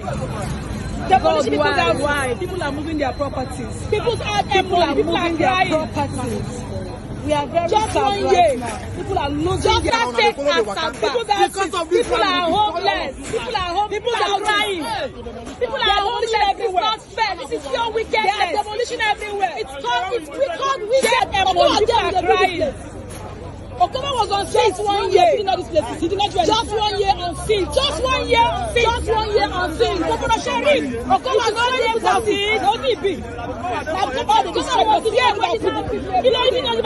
never destroy them. When they were building all these houses, Okoma will get them. Evil people everywhere. When I go see us, when I go take the line one by one. They are demolition everywhere. They are demolition everywhere. Oh my God, I'm not supposed to laugh. Please, God, forgive me. Please forgive me. I'm not supposed to laugh. You see, the beginning of the video, the guy who was making the video said, If it is that protest now, let us do it. If it is the protest that will save us now, this is getting too much. I tried not to laugh, so I held it. I was like, no, I'm not going to laugh. But you see the last part where that guy was facing the policeman and said, you will see how all of you go to die one by one. You will see, you will die one by one. I couldn't hold it back anymore. I had to laugh. And I did not mean to laugh at them. It was just the way he said it. And I can just imagine, if he had some magical power there, like a magical power that you can just be like, everybody will just fall down and say, hey, don't follow. Even the man where they drive the tractor will run away. Kind of. He will use it. You know, there are many times that you wish you have some power. It's because you are powerless. Okay? When situation gets to a stage where you have become powerless, that's the time you wish you have this supernatural power. Injustice doesn't discriminate. The dildo of injustice. No. The consequences of bad choices is like a lubricated dildo. No fear. It will go smooth in and out like that. And now you go to feel the pain like. It is going to be well lubricated. That's what everybody is feeling. Where you have a system that has no real clear-head way for anyone, we are all victims. We are just awaiting victims. Those ones you saw on your screen, they are the latest victims. Remember, most of them watched our broadcast when we were reporting on Lagos demolition. Well, they were there in that video saying, just 1 year in office. Just 1 year in office. It be like saying going to be 8 years as well. And according to them in Asaba, they said those people bought land. Let's be honest too, okay? They said they bought land from community. The land that government has already sort of taken from them. And they're like government reserved land. So this community have waited for maybe 10, 15, 20 years. And they realized that government is not doing anything on the land. They started selling the land. Some of our Igbo brothers and sisters living in Delta too, they quickly jumped on it, on the trade, and they started building their homes. Only for Sheriff to come. And within a year, Sheriff discovered that a lot of people have built houses on government land. You see those people there? They bought their land, correct, but they bought illegitimate land. And on the other, the government on the other hand, they were not interested in having a chart. They just want everybody gone. And gone for good. That's why they took that decision there. The usual Nigeria way. You know? It's unfortunate though, right? So if you are buying land in Nigeria, please, God beg you. I don't know why you want to buy land in Nigeria if you are living abroad, for example, okay? For some of you, when I know they hear what, you go still do them, okay? I beg of you to please find out if they are not selling any government reserved area.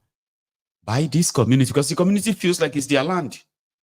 But since government is not using it, I'll just sell it. That's why those people became victims, unfortunately. Anyway, let's proceed. In Lagos, this one's no guessing of who, if anything. Ijora under bridge, where people were paying as much as 250,000 naira per annum for the flat under this bridge.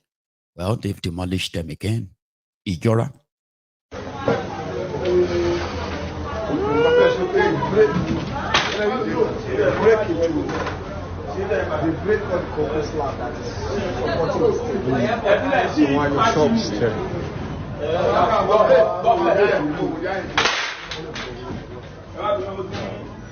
This is wickedness. Hello, Shama. Where is it?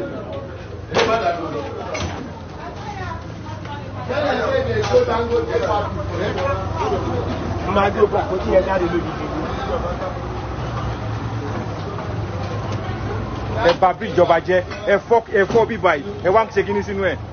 Ọlọ́run wá dá fún gbogbo yín. Báwo ló ń ṣe ni? Ọlọ́run wá dá fún gbogbo yín.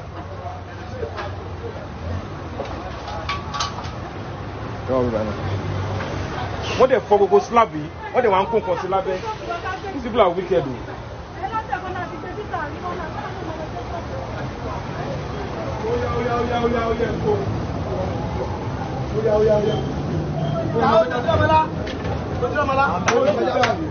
Wọ́n ti kọjá lọ sí inú báyẹn. Ibo ló wà? Mo gbé fún ẹ̀kọ́ mẹ́rin fún ìdára ètò ìjẹun tó. China ti bá. Ó ti yẹsà. Bá ti ń bọ̀ bẹ́ẹ̀ nígbà náà kó máa ti ṣàfihàn fún un.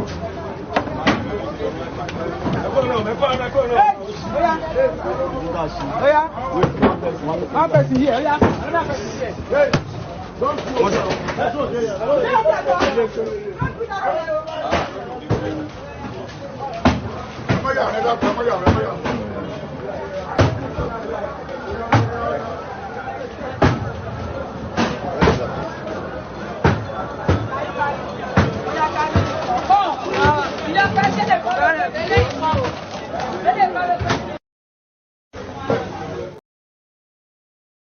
Like people were living there like properly. Structures, rooms, you pay for that in Lagos. And it is also in that Lagos today that is reported in Yanokpaja. Yeah, Yanokpaja, where from the original report, people said they didn't know what was happening. 100 thugs invaded the police station. That was what the news first said, but that's not what happened. The policemen in Yanokpaja, they started taking people's bikes. Hausas mostly. Well, reported, they said they were Hausas whose bikes were seized by the police and they were taken to the police station. So they moved down there. And Yanokpaja today was like a war zone. Let me show you a bit of it.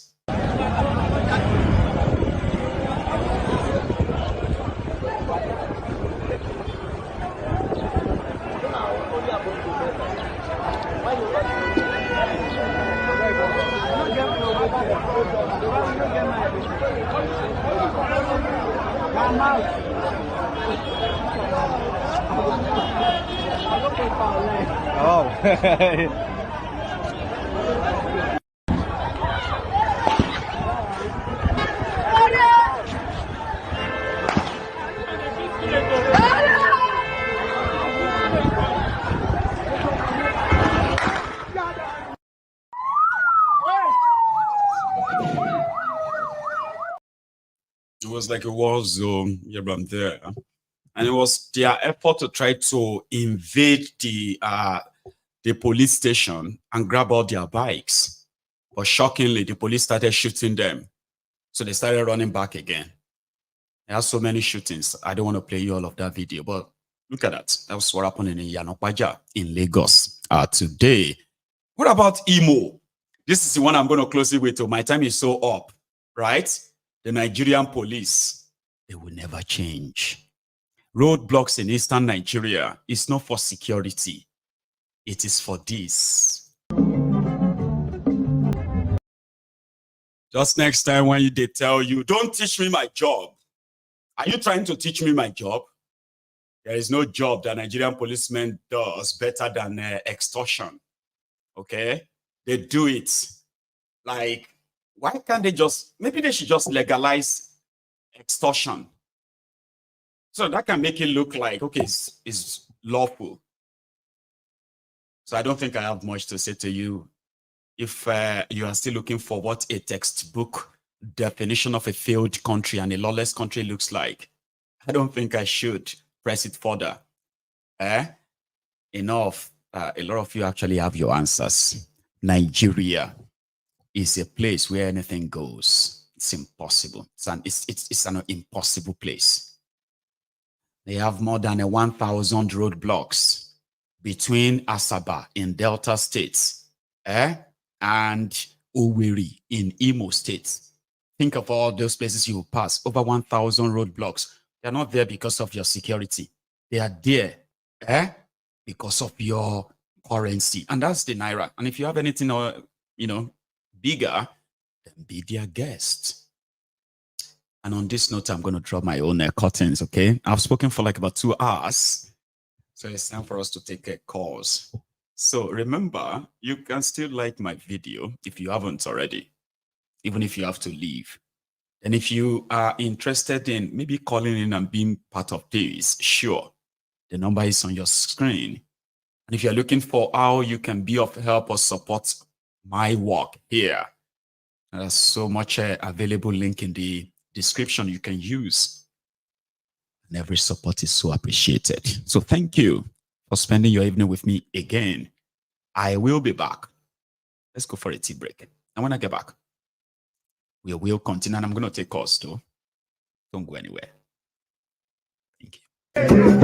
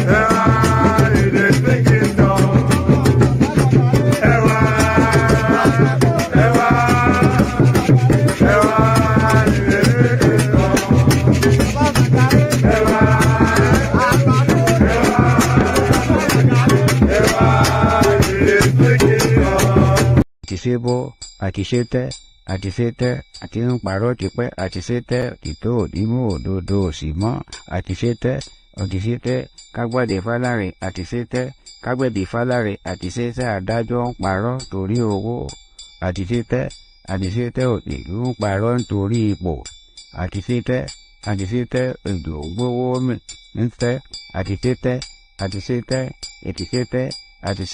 ìjà ń jà aráàlú, àtisẹ́tẹ́. Àtisẹ́bó, àtisẹ́tẹ́, àti ń parọ́ tipẹ́. Àtisẹ́bó. Thank you so much, everyone, for your time. Oh, Celia, that's so generous of you, though. But it's kind of like, it's like giving half of that money to YouTube. That's what that feels like. In fact, that is what that is. But that gesture, right, is quite thoughtful. So happy birthday, Celia. I saw you earlier, but I couldn't really just stay long. It was almost time for us to start here.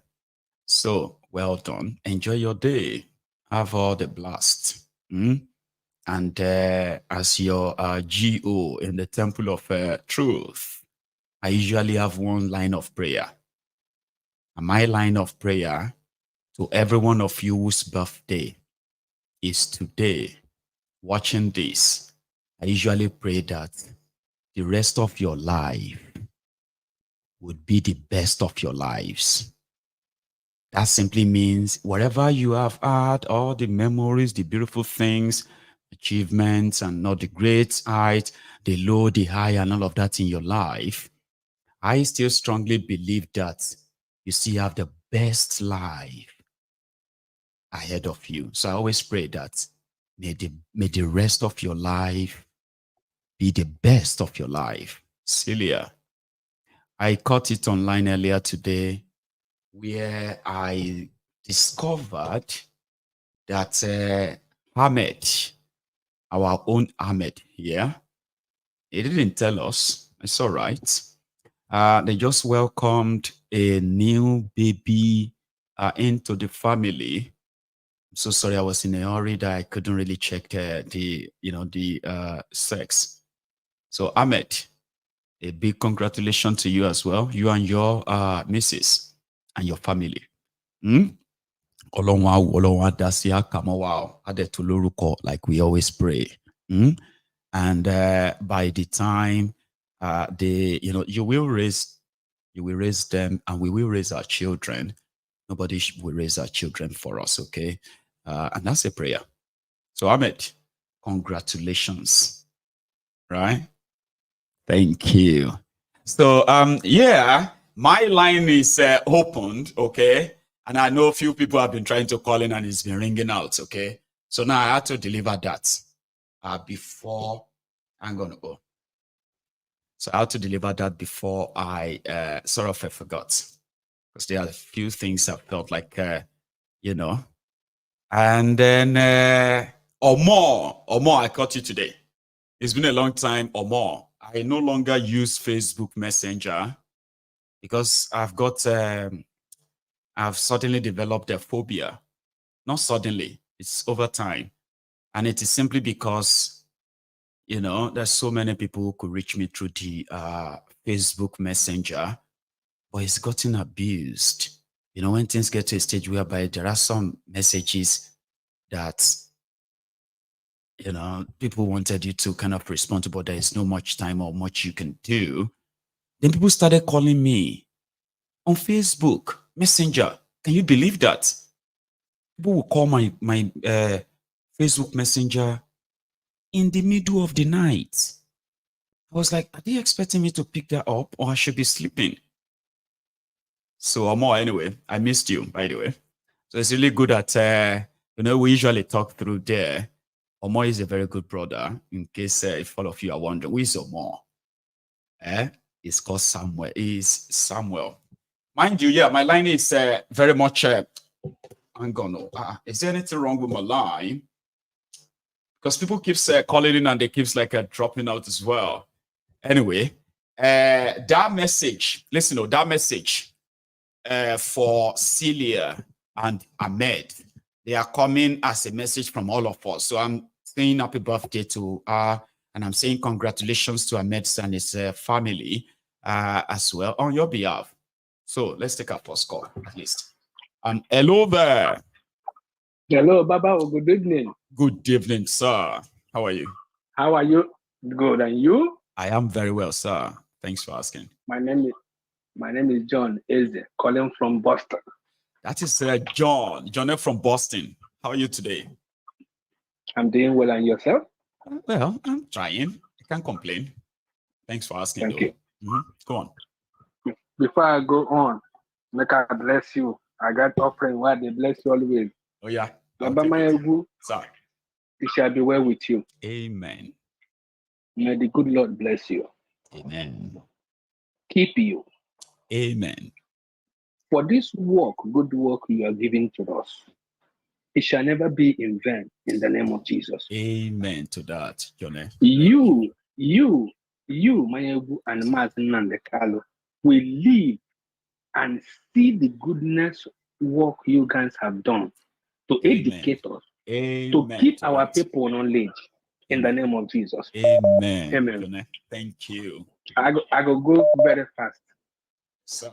And make I go Kukuma for the one where you show for the school people we need the help for not trying to be diplomatic. It was in Borno, Maiduguri. Yeah. Okay, make I tell you true. They get governed. They do. Now that guy, you see that guy, they said probably could be Nigeria president someday. Zulum, the one where they share rice. Then get governed. Okay. Then go local government chairman.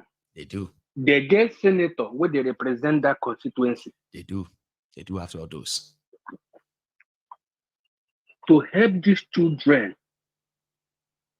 educate them. Because now we are we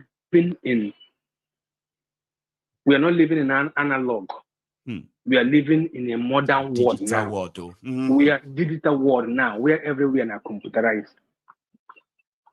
Now, you see what they do for that children when mother born. Now me now go use my own money, go support those people. When they grow now, they become boko, bo. They see me as an enemy. Yes. You know go walk now. Baba, you know go walk. You know go walk. Bless you. I pity for them. I pity for those people. That is to show them the kind of leadership what would they get. Not have ruled Nigeria for 46 years. That is what they can be able to achieve. None of those politicians in Northeast or Northwest that will allow the children to be like that. Never. They can. Never. So they have been fooling us, and they fool them more than us. Because at least for now, we be say they don't rule for 46 years. If you say they go that side now, that place now paradise now, you not go blame them. They use the money to educate their people, but they never use that money to educate. Rather, they use that money to buy weapons, buy arms, give us, tell them, say, Igbo man and Yoruba man is your enemy. Kill them. Okay, you go back to the demolition. It's not fair that somebody will live on the bridge. I condemn that. Because bridge can collapse at any time. You see what happened in Baltimore? A ship go jam bridge collapse. It's not a right place to be. If Nigeria is a good place, people will not go on that bridge, go live. Never. They make it they make it to be frustrated. If you don't have the money to pay, what will you do? You go find one place to put your head. That is the kind of leadership we are getting. That is the kind of leadership we get. That is the kind of subdue and the embarrassment we are getting from those people. Now you talk about people will go the checkpoint we're there for. Now today starts. We are the enemies. Igbo man is an enemy of Nigeria because he raised up and said, "I want to leave. I am tired of this marriage. We can break it up. We can go to court, have a divorce paper. Let me go with my peace." You say no, I no go. And the leaders of Igbos, the politicians in Igbo, they agree with them and they keep us. That is, I went home, was it 2021? I was going to Enugu from Ebonyi State, going to Enugu. My Enugu, before God and man, I trekked like 25 block away. I raised my hand up. They said military checkpoints. Everybody have to come down from the vehicle. Raise your hand up. You trek. You raise your country. So I said to the person that said it well was this first guy with the American with him being named Ahmed. Nigeria is not a place that somebody will talk about. No. Every day the same. Every day you must hear a story that will shock you. I swear, it never ends. When you come here tomorrow evening, I am going to be here with different stories again, different ones, but similar. Because they are all always like similar to the same thing to say it's Nigeria. They tell you that when people ask me, I say, Abibo man. Name now, what kind of cat now? Name where they don't cat things. What can I go use? Now zoo. It's a zoo place. A zoo. Animal kingdom. Thank you. You have a good day. God bless you. You too. Keep your good job. Keep your good job. May God bless you. Sir. Amen. Bye-bye. Thank you. That's John from Boston. John from Boston. Amazing guy, indeed. But remember, okay, the line is right there. The number is right there on your screen. Innocent Obi. That's very kind of you, by the way. Thank you. Okay, thanks so much for that. Yeah. Hang on. I want to push something up. Let's see if I see up. Okay, I'll probably do that some other time. So indeed, for those of you who are still sort of pushing the idea of one Nigeria, that could possibly work out if people believe it's going to work. No, it's not going to work out that way. There are those who want us to just believe that the reason why Nigeria is not working is because some of us always believe that it will never work. Not because some people are doing everything they can every day, okay, to ensure that this contraption remained ungovernable. Because that's exactly what Nigeria is, lawless and ungovernable. A governable place is a place whereby the governing and the governed obeys the rules. But in Nigeria, they don't. These guys have no respect for your law, no respect for your courts, no real respect for even you, the rights of your right as citizens. So, anyway, let me take this. Hello there. Hello, my good. Yes, sir. Good evening, Baba. How Good evening.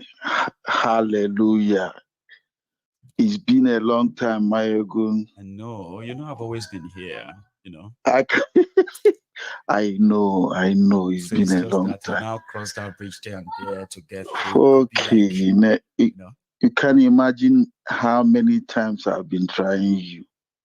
I'm glad you are here tonight. I am, my name is Kuchi. I'm calling from Manchester. Thank you so much, Uche. Please. If you can remember, I'm the first person that gifted your channel, Temple of Truth, with my support. I wrote it. Yeah. Then I do. When you say Uche, the Manchester, like when we have started from the kitchen, you remember. But you know, lately the days of humble beginning, they will say.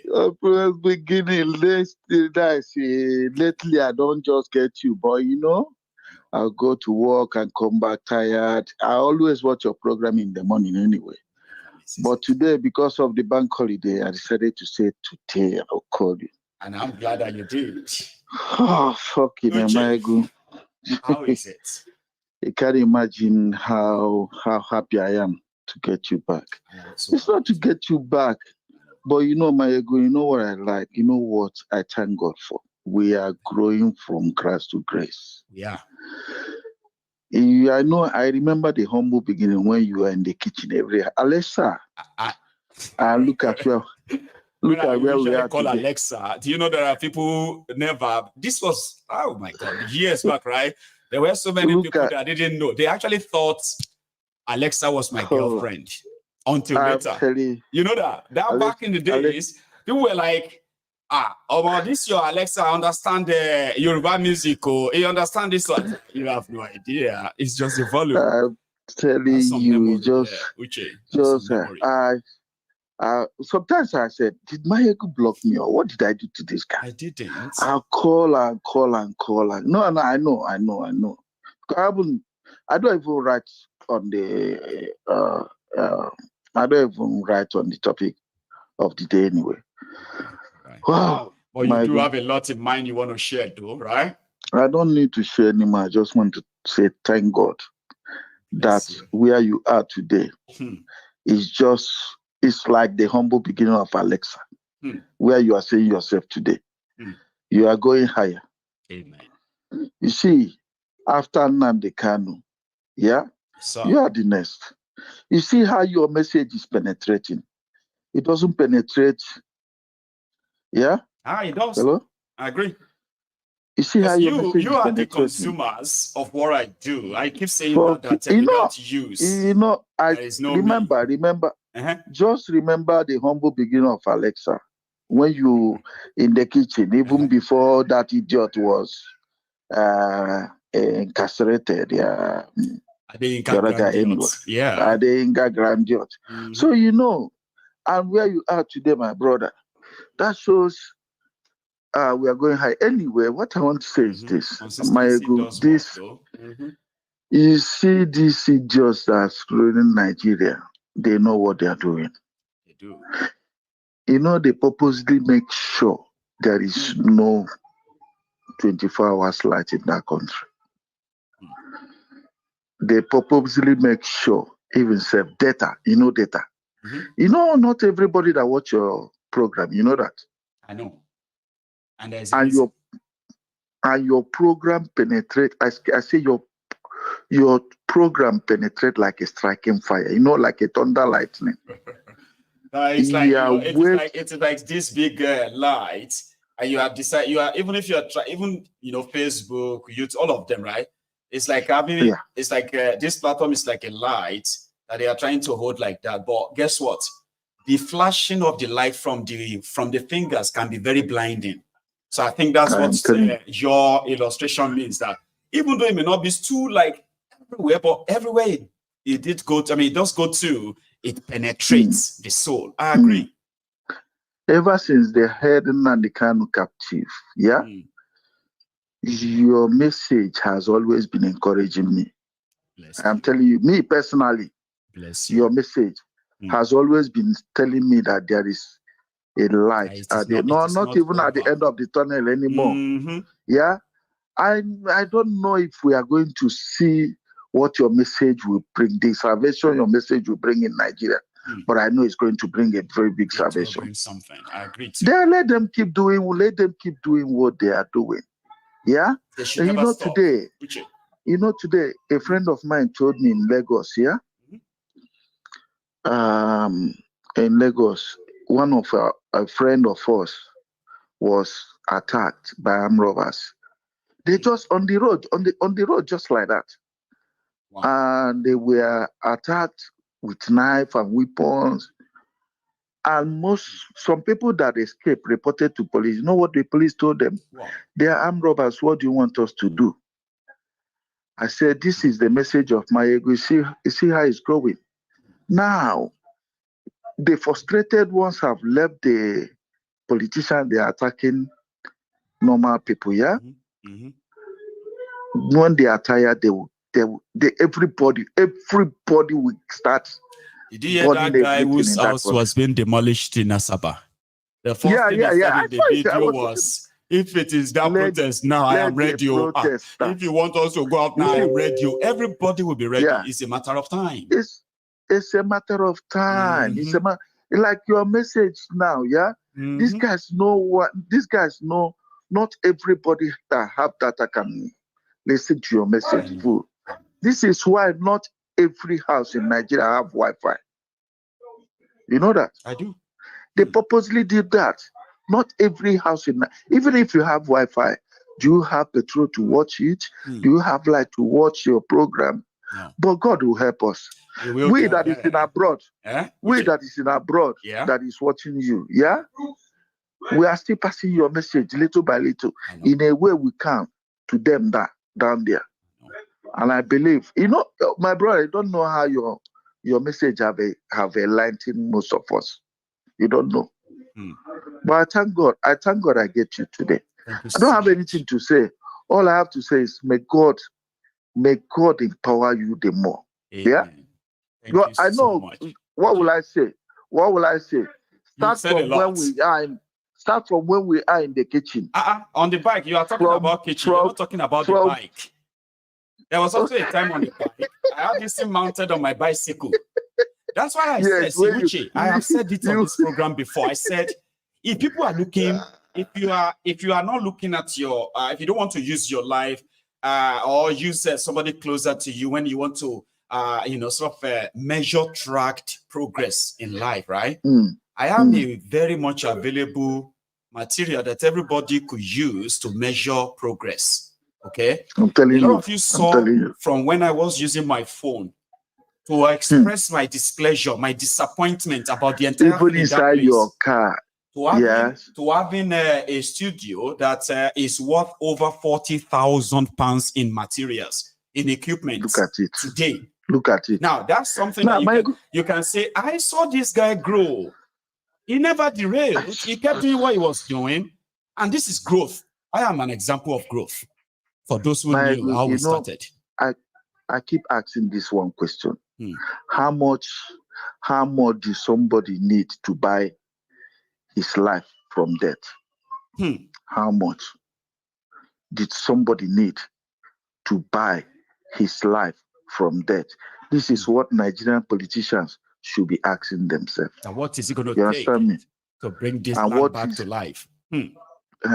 Like what this Tinubu is doing, all what you are saying, like all those fake contract they are dishing out, all the loans they are taking in the name of Nigeria, fake investors all investing those nonsense. fake investors at this up. age, at this age, this guy, Confessor Wole Soyinka, with all his deceit, how much did they need to buy their life back on this earth to see the evil that they have passed to the next generation?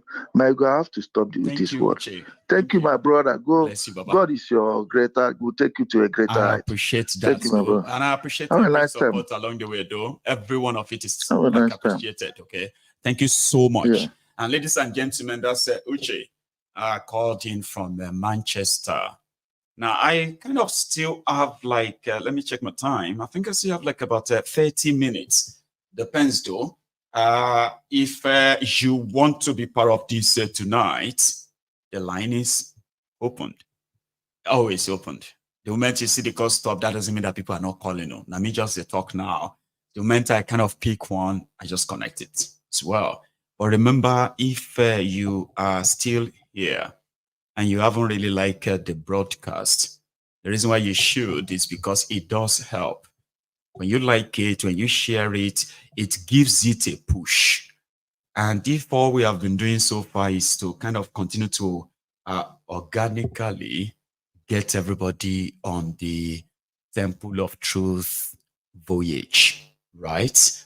Then we have to do our part by ensuring that anything that could push it out there, keep the message up there for everyone who deserves to see it, right? Then please like it, share it, okay? Just before you leave. If you're still here with me, I mean, right? Now, oh, I just lost another person there. I'm going to take just a short kind of a break. It won't be long, okay? A minute.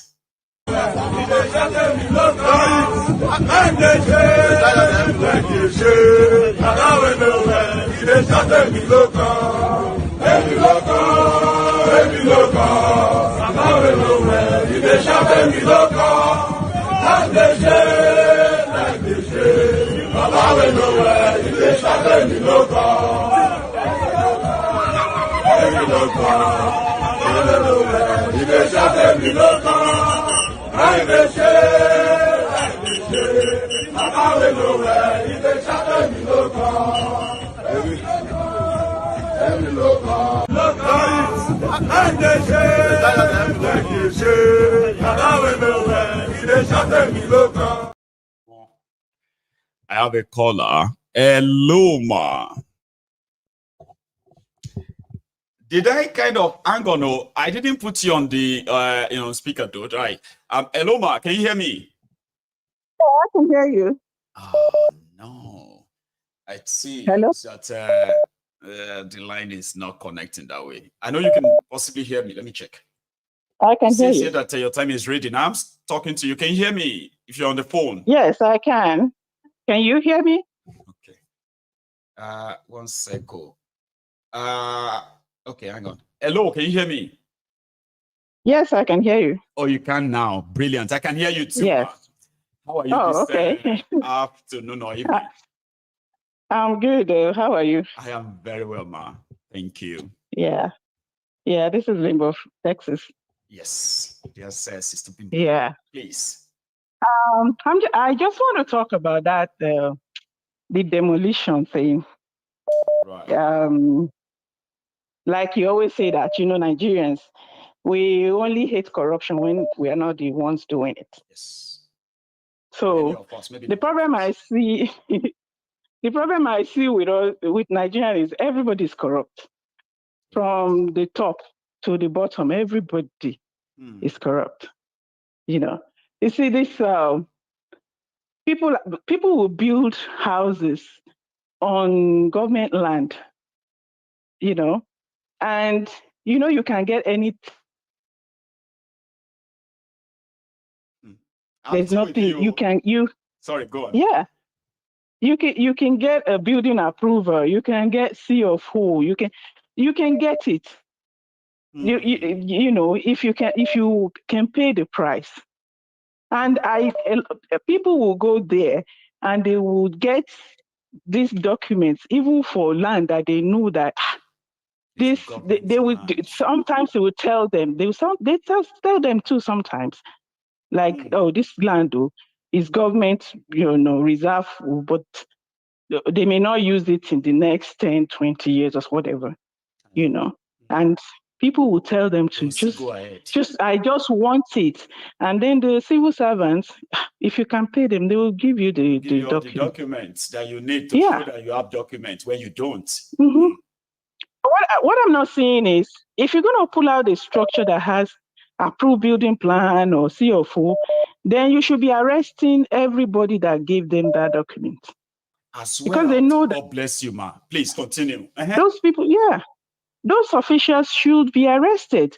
This will send a message to everybody not to, go and buy illegal land and build on it.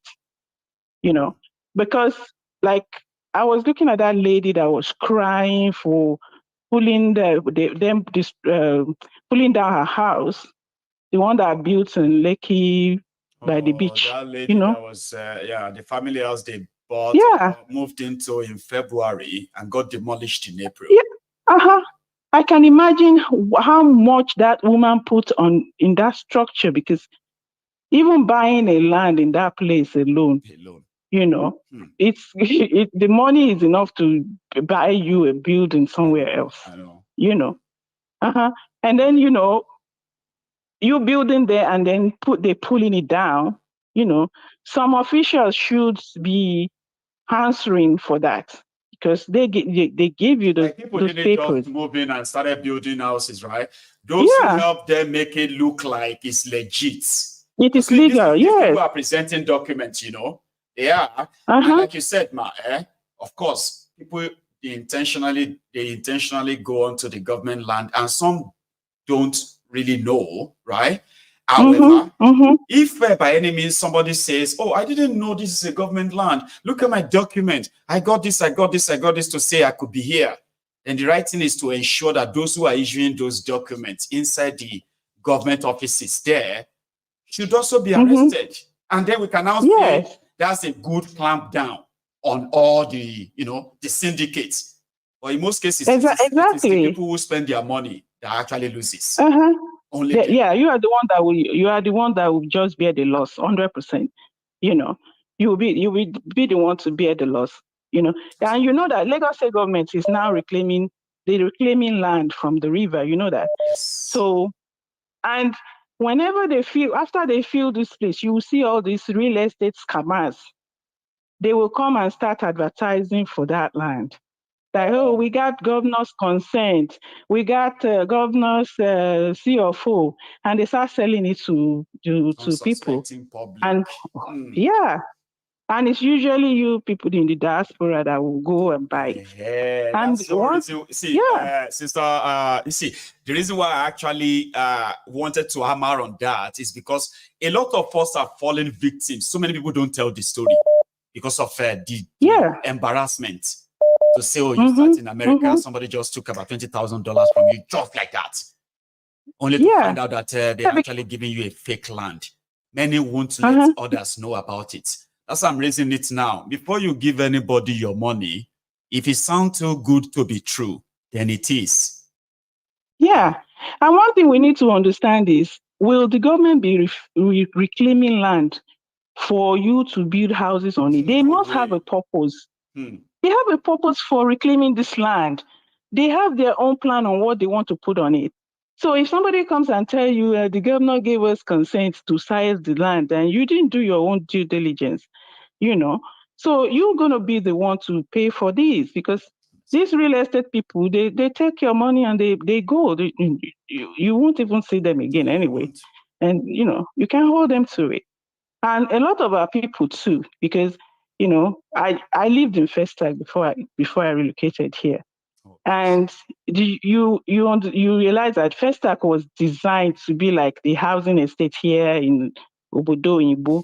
Yes. So we have all the playgrounds and all the recreational places and everything. You know, FHA sold all those places. All those parks. Yes, all the playgrounds and anything. You know, the one that is more appalling that I've seen, you know, in our clothes, where they put our transformer. You know, the transformer that powers like 4-5 closes, right? Right. They put the transformer there. This guy bought the land. Bought the land and they where removed, the community transformer is. I'm telling you, the people that are living in that area, they are hearing this, they will understand. I'm talking about a 30-year-old story. You understand? They removed that transformer and sold the land to that guy, Zanibo guy. He has money and he probably has some connection in FHA. So they sold that land. They rerouted our electricity. They sold that. They removed that transformer. The guy built there. You know. So you want to tell me now that guy doesn't know that this land I'm putting my structure on is an illegal thing. So now if we now have a government, so he gave them the money.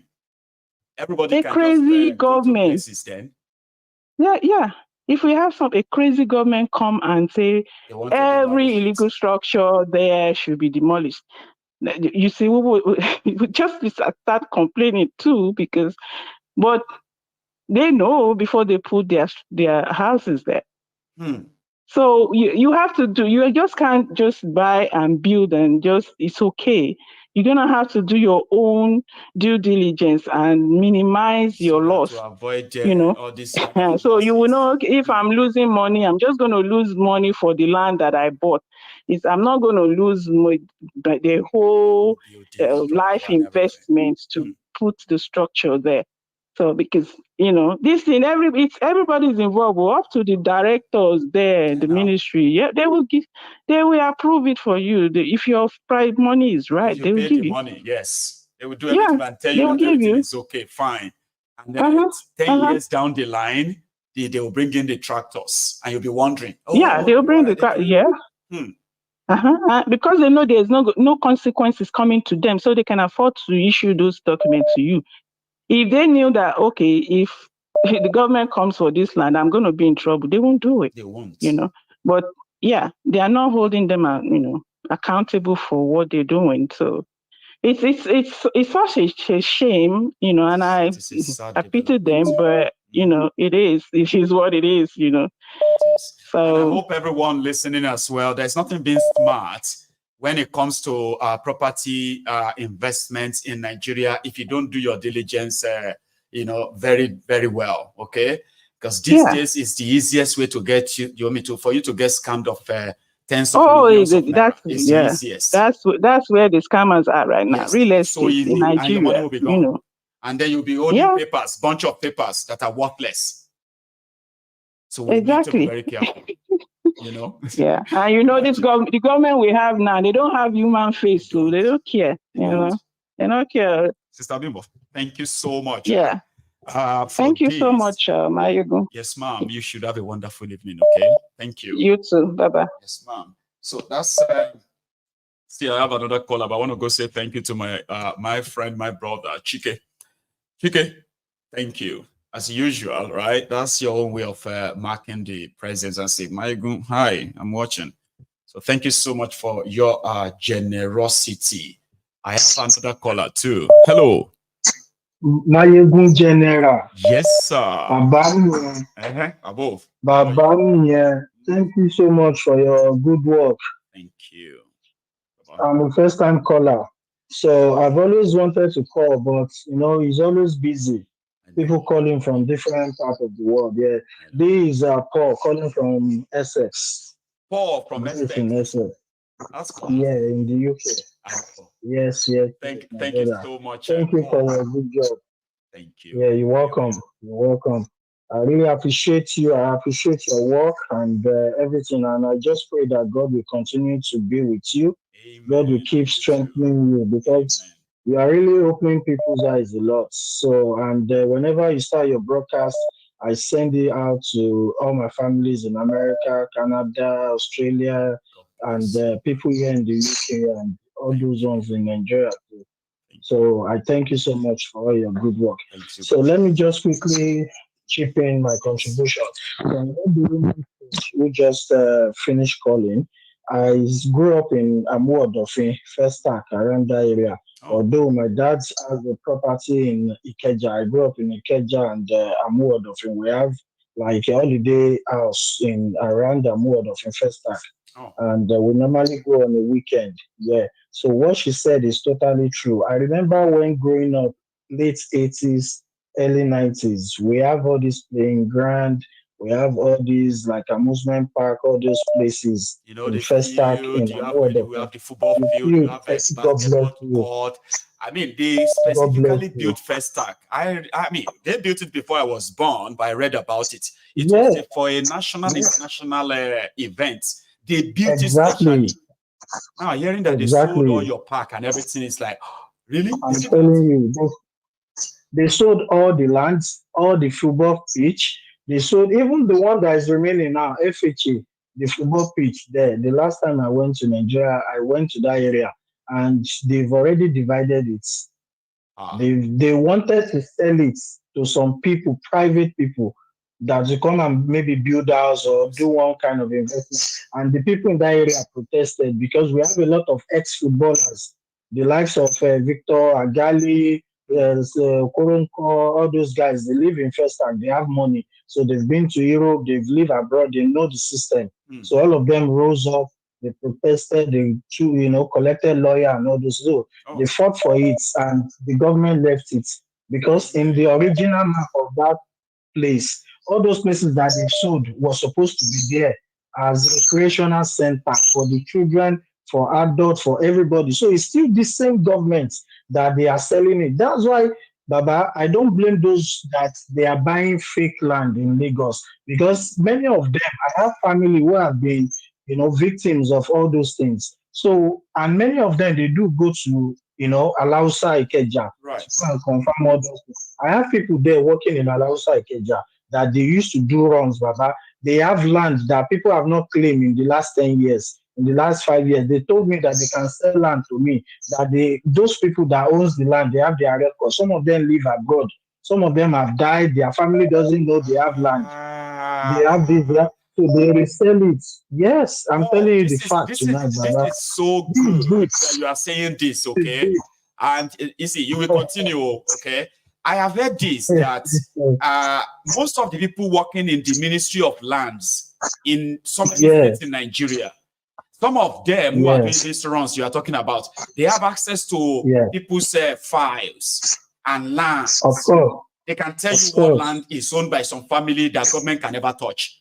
They will tell you some land owned by some family that government have taken.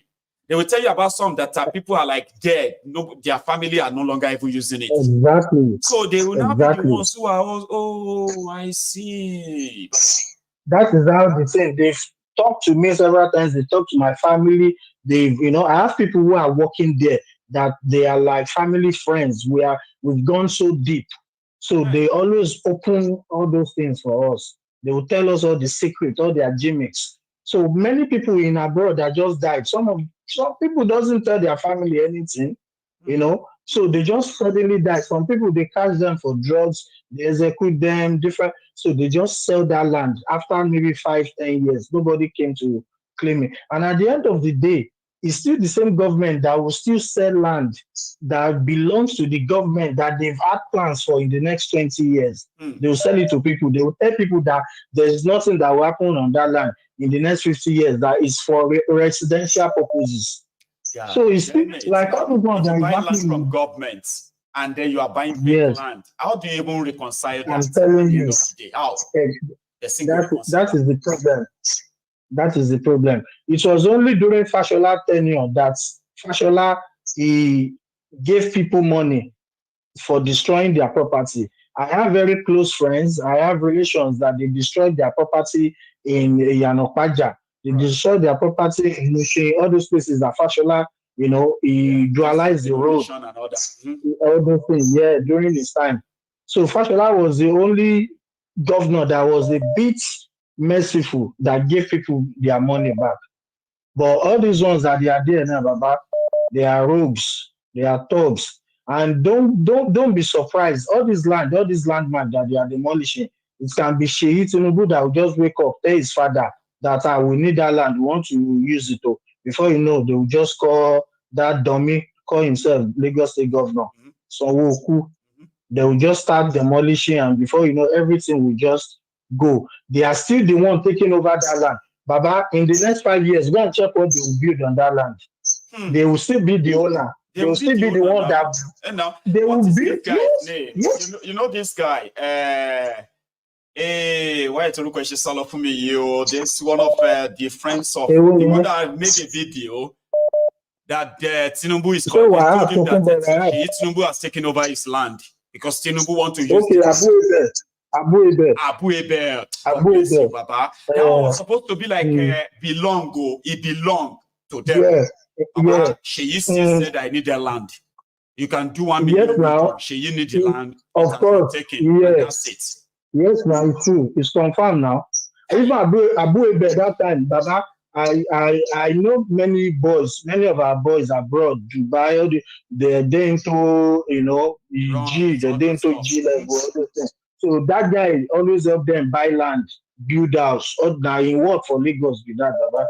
So that guy said, na Tinubu na APC, them boys, all of them with Naira Marley, that the day gathering, that they work for. I was wondering why you couldn't give him a courtesy that they still have to take his land. He had to make video.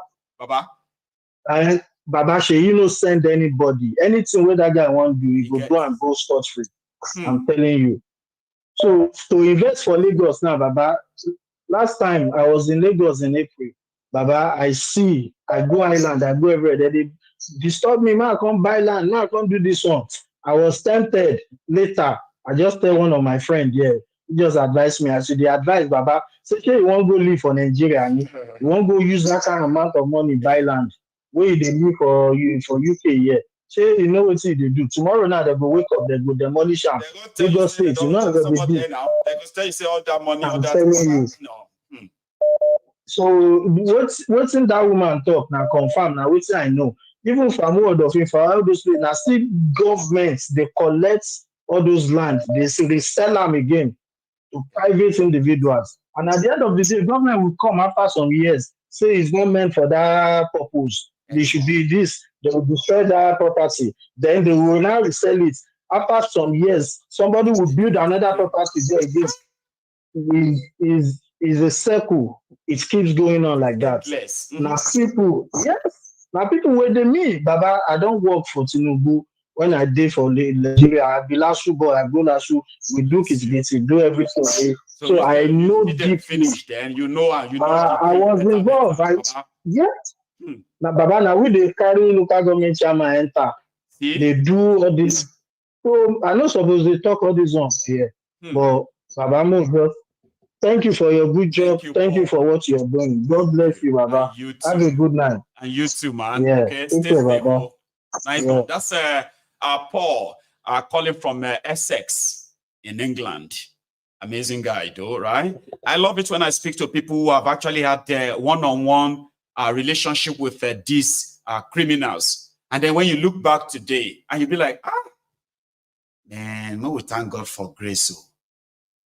If I don't leave Nigeria, I won't actually be different from the guys that all of us today are condemning simply because of the crumb they are getting from these criminals. Do you know there are people like that? There are many of you like that who are like abroad now, doing well, doing fine, and doing great. That they did not leave Nigeria. You will actually be one of the top guys working for these guys. Have you ever looked back like that? Well, I have. I would have become the special advisor, senior special advisor to PDP chairman in Ogun State. And this is the story. Nobody say I won't be anybody's anything. No. my friend, his name is Leke, and he happened to be the son of the Tami of Odogbolu is my friend. All right. So Leke wanted to be. He just finished in university at the time, and he was waiting to go and serve, but he wanted to be a counselor.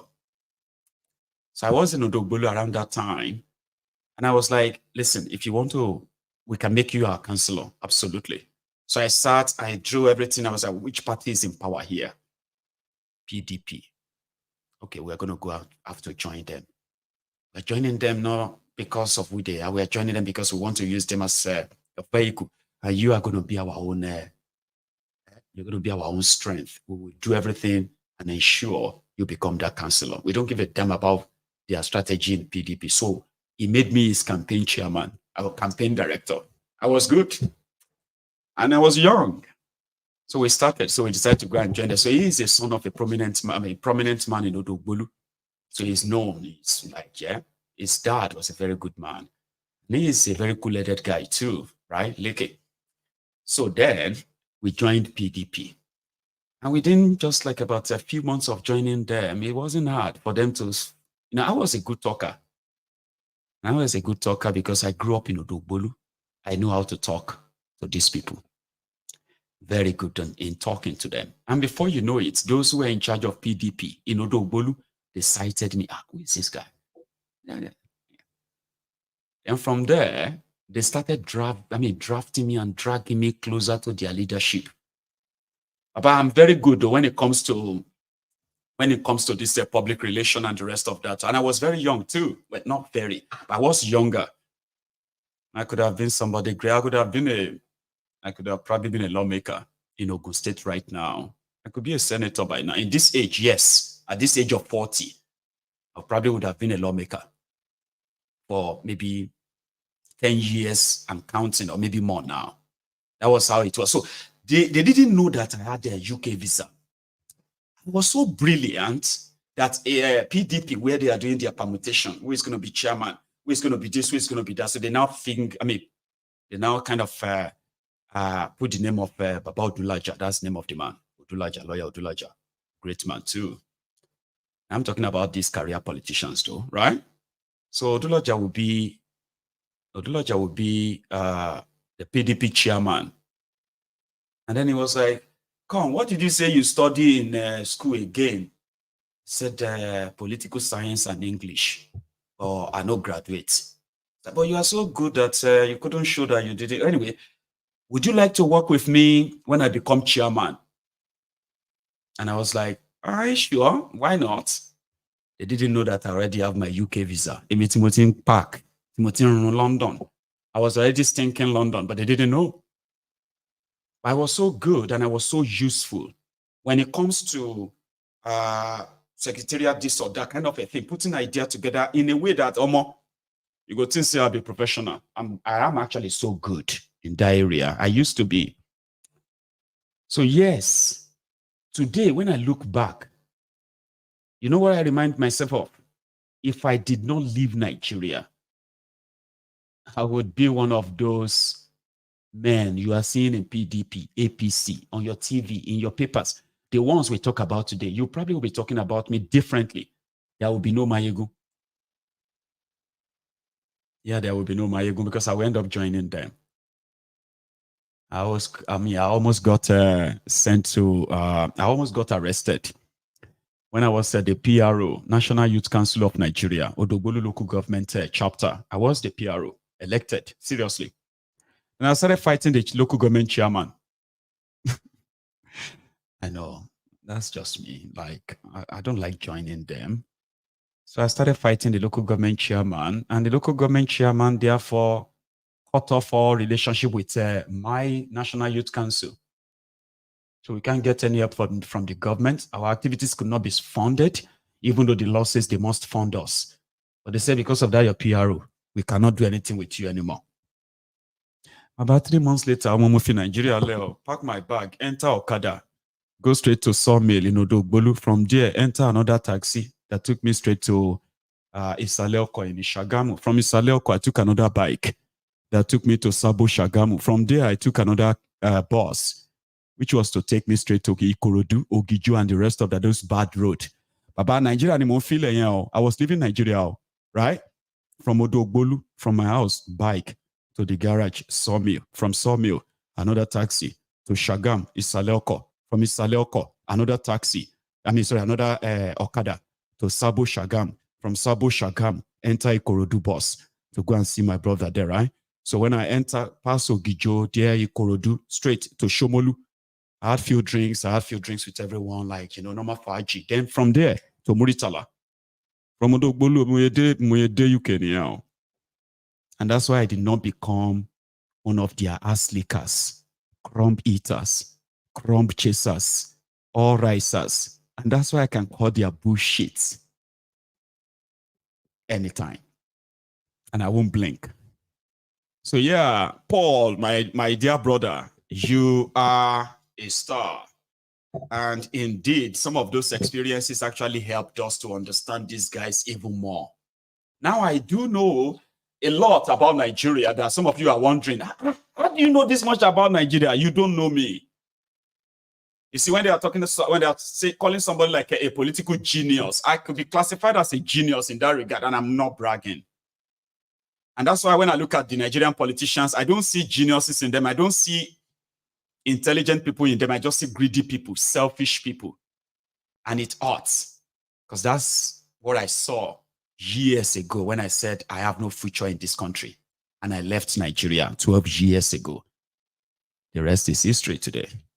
If you are one of those who are currently living abroad and you've had your line crossed years in a way, and you look back today and you're like, man, my life would have taken a different turn. Now I would rather team up with other like-minded people. Instead of joining them, I would team up with other like-minded people and destroy that system. Do you get that? Now that's my mission now. I don't want to be anything in that corrupt system ever. No dream of such anymore. Rather, I am looking forward to being part of a new beginning, a new country, a new future. And I'm a dreamer, So if you can dream it, you can obviously do it. And I encourage you and invite you to dream with me. Dream and believe in it. So I'm going to draw our curtains here, and I'm going to say good night. Thank you so much to every one of you. Celia, take it easy. Enjoy the rest of the evening. Most of the time, you're going to probably spend it with the kids, right?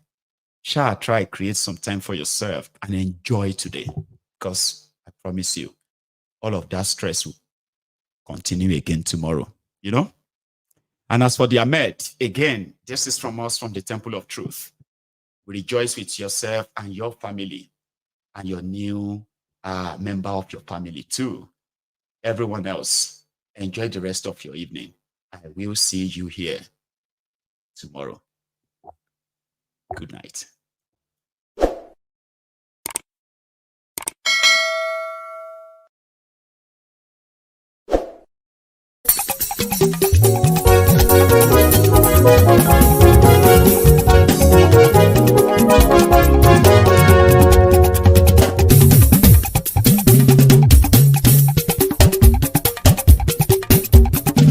Mayegun làwa mọ̀ làmọ̀ tó dòdòdò.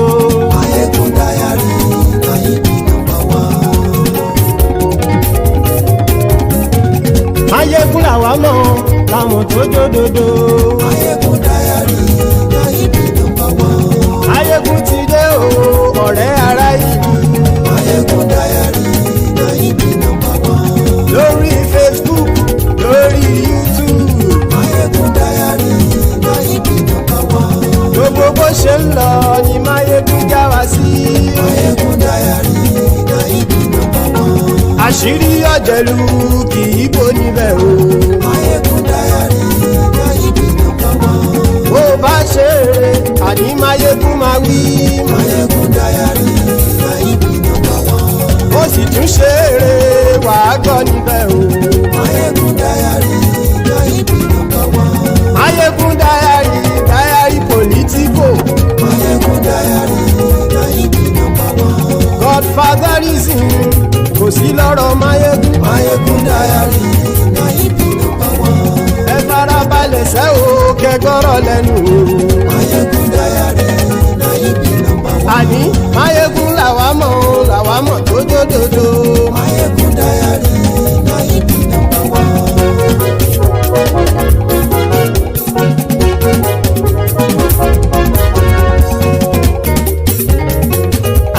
ẹ̀sùn ràkì. Máyégún ti dé. Máyégún ti dé. Ọ̀jẹ̀lú ẹ̀sùn ràkì. Máyégún ti dé. Àní ẹ̀sùn ràkì. Máyégún ti dé. Lórí Facebook. Máyégún ti dé. Àní ẹ̀sùn ràkì. Máyégún ti dé. Lórí YouTube.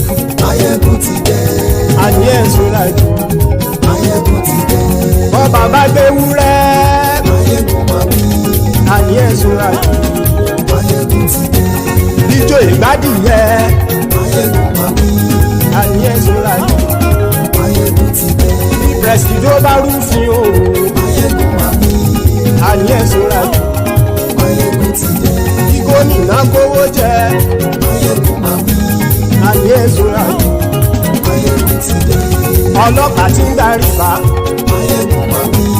Àní ẹ̀sùn ràkì. Máyégún ti dé. Aṣòfin tí ń rúfin o. Máyégún máa wí. Àní ẹ̀sùn ràkì. Máyégún ti dé. Òpùrọ́ olóṣèlú. Máyégún máa wí. Àní ẹ̀sùn ràkì. Máyégún ti dé. Ọ̀jẹ̀lú ẹ̀sùn ràkì. Máyégún ti dé. Àní ẹ̀sùn ràkì. Máyégún ti dé.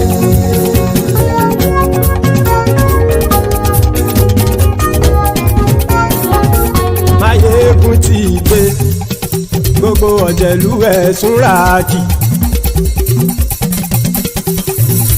Máyégún ti dé. Gbogbo ọ̀jẹ̀lú ẹ̀sùn ràkì. Ṣùgbọ́n ní bá ti ṣe èyí tó yẹ kí wọ́n ṣe, ọmọ bá dèrò ní fi wọ́n níran o. Máyégún ti dé. Gbogbo ọ̀jẹ̀lú ẹ̀sùn ràkì. Máyégún ti dé.